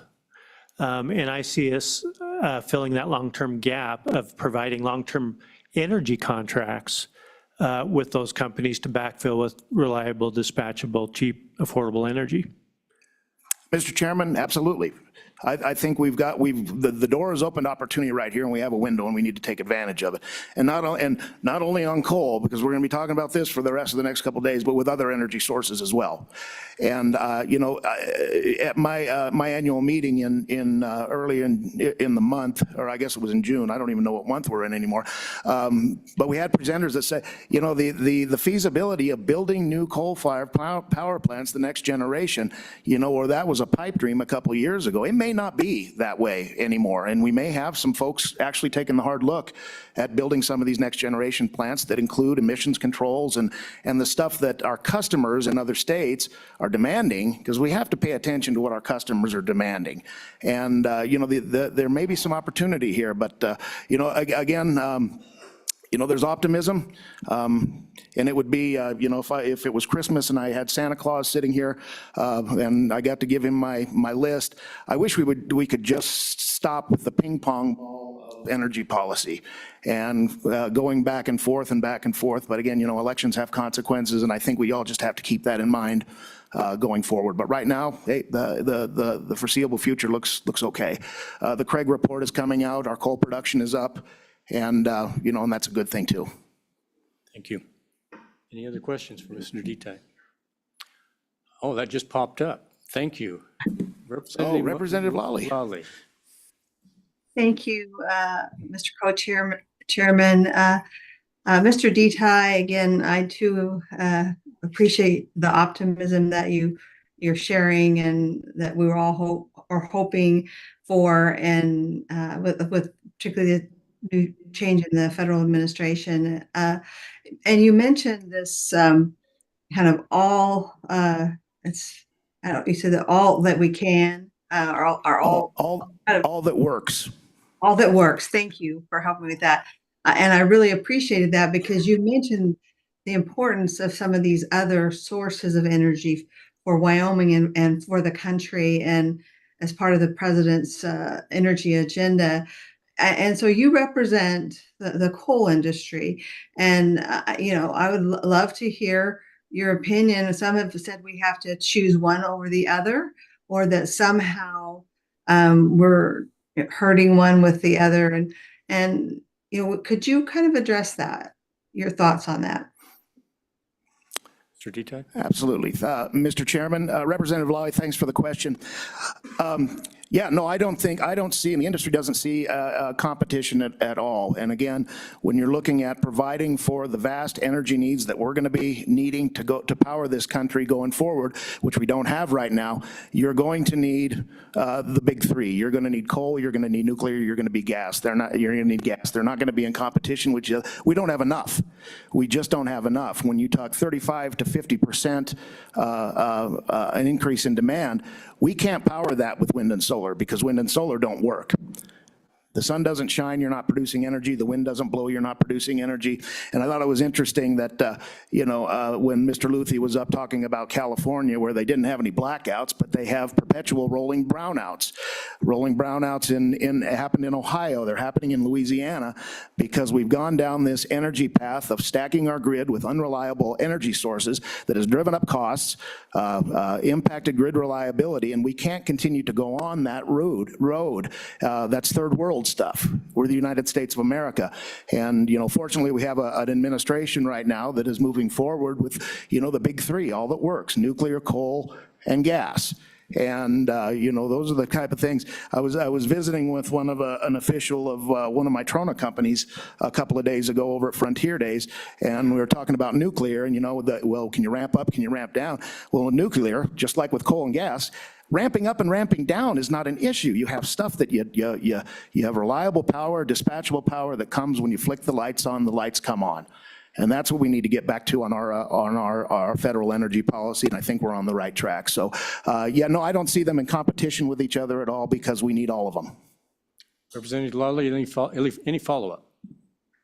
No, thank you, Mr. Co-Chairman, but I do appreciate the comments. All right, thank you. Any other questions? Thank you, Mr. Detail. Thank you, Mr. Chairman. Any other public comments?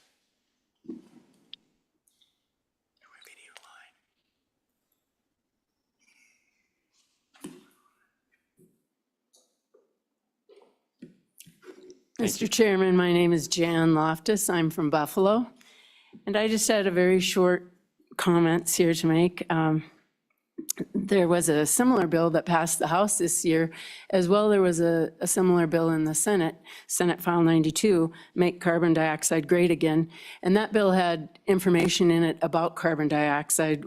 Just one point of that was that current levels are approximately 420 parts per million, which is at near historically low concentrations. The bill contains much more information, as I said, about carbon dioxide.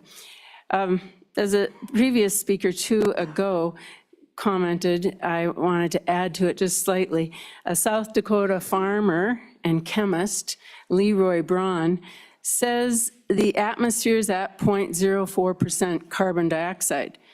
At 0.07%, farmers can grow 20 to 40% more crops, which the previous speaker said, similar, but using less water and less fertilizer.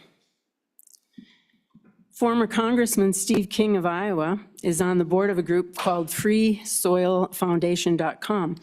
This group says were it not for burning of fossil fuels returning carbon to the atmosphere, we would face a lack of CO2 in the air, threatening survival. Based on the need for carbon dioxide, to mandate carbon capture is not sensible. Industry may wish to capture and utilize carbon for profit, but it must be without mandates and without taxpayer subsidies, which interestingly, introduced in Congress is H.R.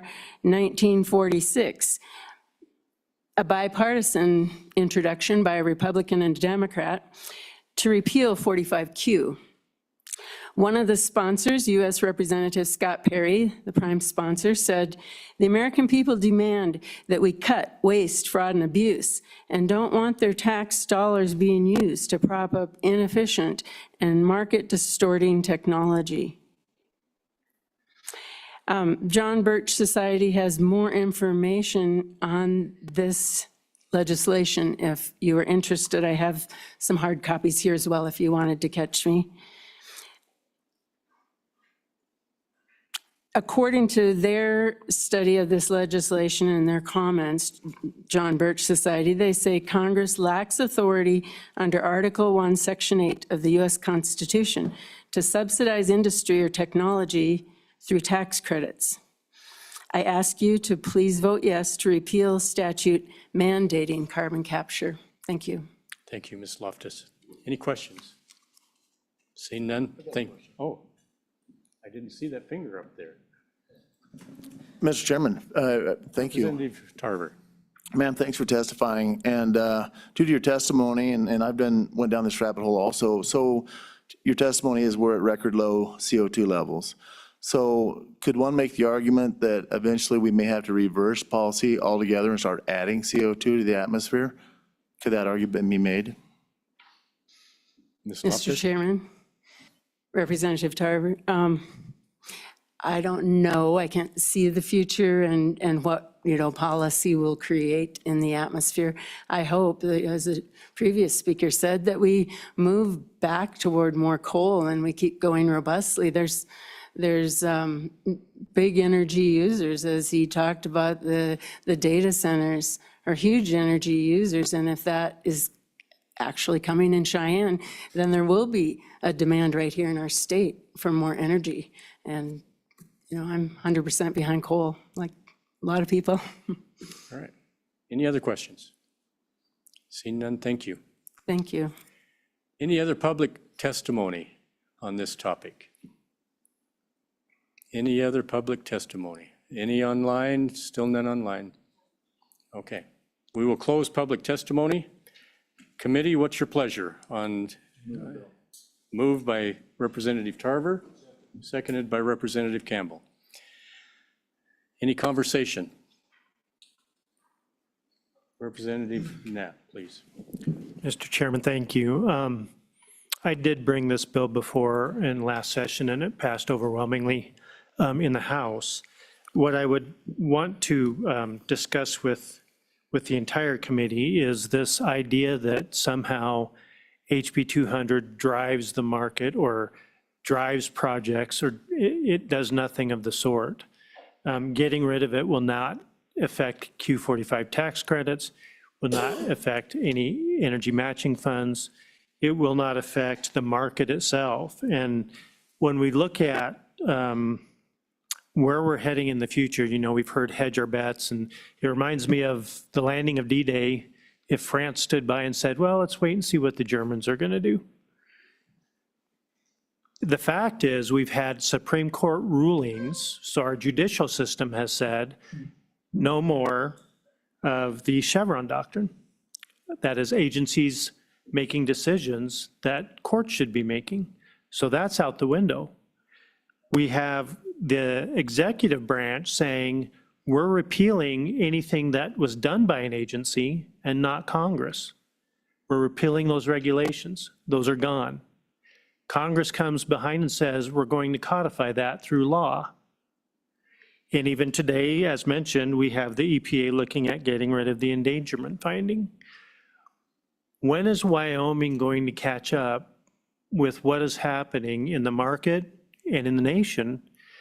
If tides turn 8 years from now or 4 years from now, we can always come back and look at other laws that would help us. But for now, I think we piggyback on what's happening.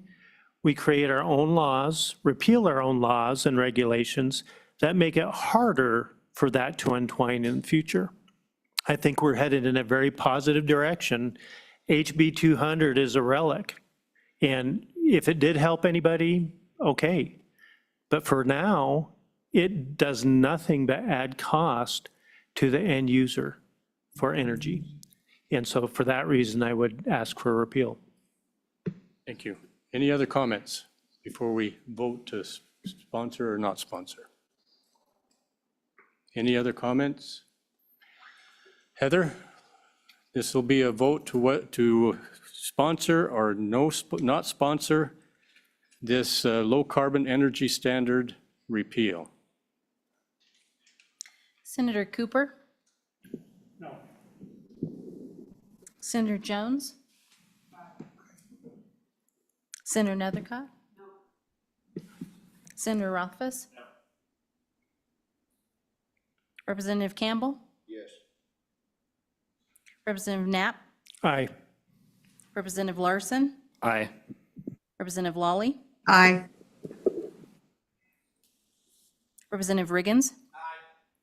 Representative Schmidt, excused. Representative Tarver? Aye. Representative Weber? Aye. Co-Chairman Anderson? No. Chairman Heiner? Aye. That failed. So that motion failed. We will now move on to coal and energy litigation funds, and this is what's preventing us from going to lunch. So we will, anyone here from the Attorney General's office? Oh, good. If not, anybody online from the Attorney General's? Okay. And Mr. Chairman, if I may, just to clarify the results of that vote failed by a failure of the Senate. Of the Senate, The Senate voting with 4 noes. We don't know if we're going to have any bills to carry and sponsor after this meeting. Okay, so we have the Attorney General's office online? Okay. I shouldn't have mentioned lunch. Everyone's leaving. Reagan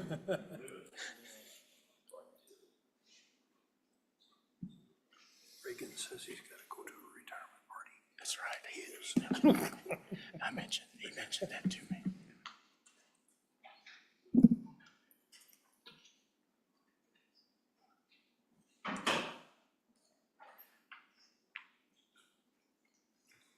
We see you. Please proceed. Thank you, Mr. Chairman. I think I'm here with Mr. Luthi today to discuss some of our HB 200 litigation updates that we have for you. That hasn't changed appreciably since. Excuse me, would you introduce yourself for the record, please? Yes, David DeWalt at the Wyoming Attorney General's office. Thank you, Mr. Chairman. As I was saying, myself and Mr. Luthi are here to discuss HB 200 litigation updates. We don't have much for you since our last update. In October, we did use HB 200 funding last year to challenge several different EPA rulemaking packages, as I believe you all are aware.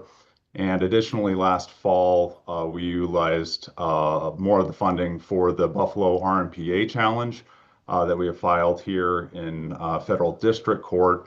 However, after the new administration has made representations that they will be revisiting that RMPA, we are currently holding that case in abeyance in the district court. So I have no further updates for you on that, but I would stand for any questions that you all may have. Thank you, Mr. DeWalt. Any questions from the committee? Seeing none, thank you. The good governor's office representative. Thank you so much, Mr. Chairman. Randall Luthi, Governor's Policy Director. You have before you the actual report, which we present annually, and that breaks down the co-litigation fund amount of money that has been spent. David DeWalt just hit it on the head. We got a lot of money out there, and we were gearing up to go full speed. And then the administration changed. So we're not looking for, well, what has changed? Instead of opposing the regulations, I suspect that within the next year or so, you will see a redirection of these funds to support the federal regulations that come out. But again, we're required to report to you as of October 1. I don't look for a significant change. If my memory is correct, there's about, I believe, 75,000 left in the And that's what co-litigation. that's what your fund. memo shows. is Okay, 75. yep, so good. I could read too, so good once in a memory. while, right? So with that, I would just be ready for attempt to answer any questions. So Mr. Luthi, with only $75,000 left in the fund, is that something that we should be aware of that needs to be dealt with? Or do you feel comfortable for the near future? Thank you, Mr. Chairman. I would say at this point, with the amount of money that has not been spent under those contracts, I believe for a year we should be fine. Okay, all right. Questions? Questions for Mr. Luthi in the Coal Litigation Fund? Does anyone need any further granularity about what this fund is purposed for? I guess we're all fat, dumb, and happy here. Mr. Chairman, if I might, I really want to thank the legislature for the support of this fund. It has made a difference. Thank you. And thank you for fighting for the Wyoming's coal. That's what this is all about, is fighting for Wyoming's coal. Any public comments? First, legislators. Any legislators care to comment on the Coal Litigation Fund? All right, any public?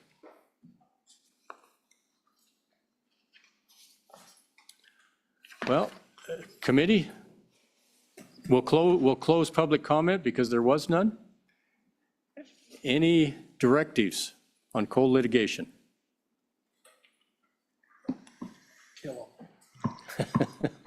Go fight, win. them. Yeah. All right.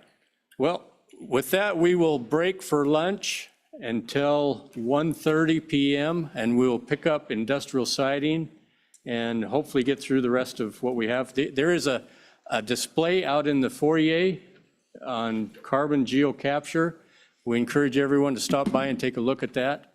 And we'll recess until 1:30.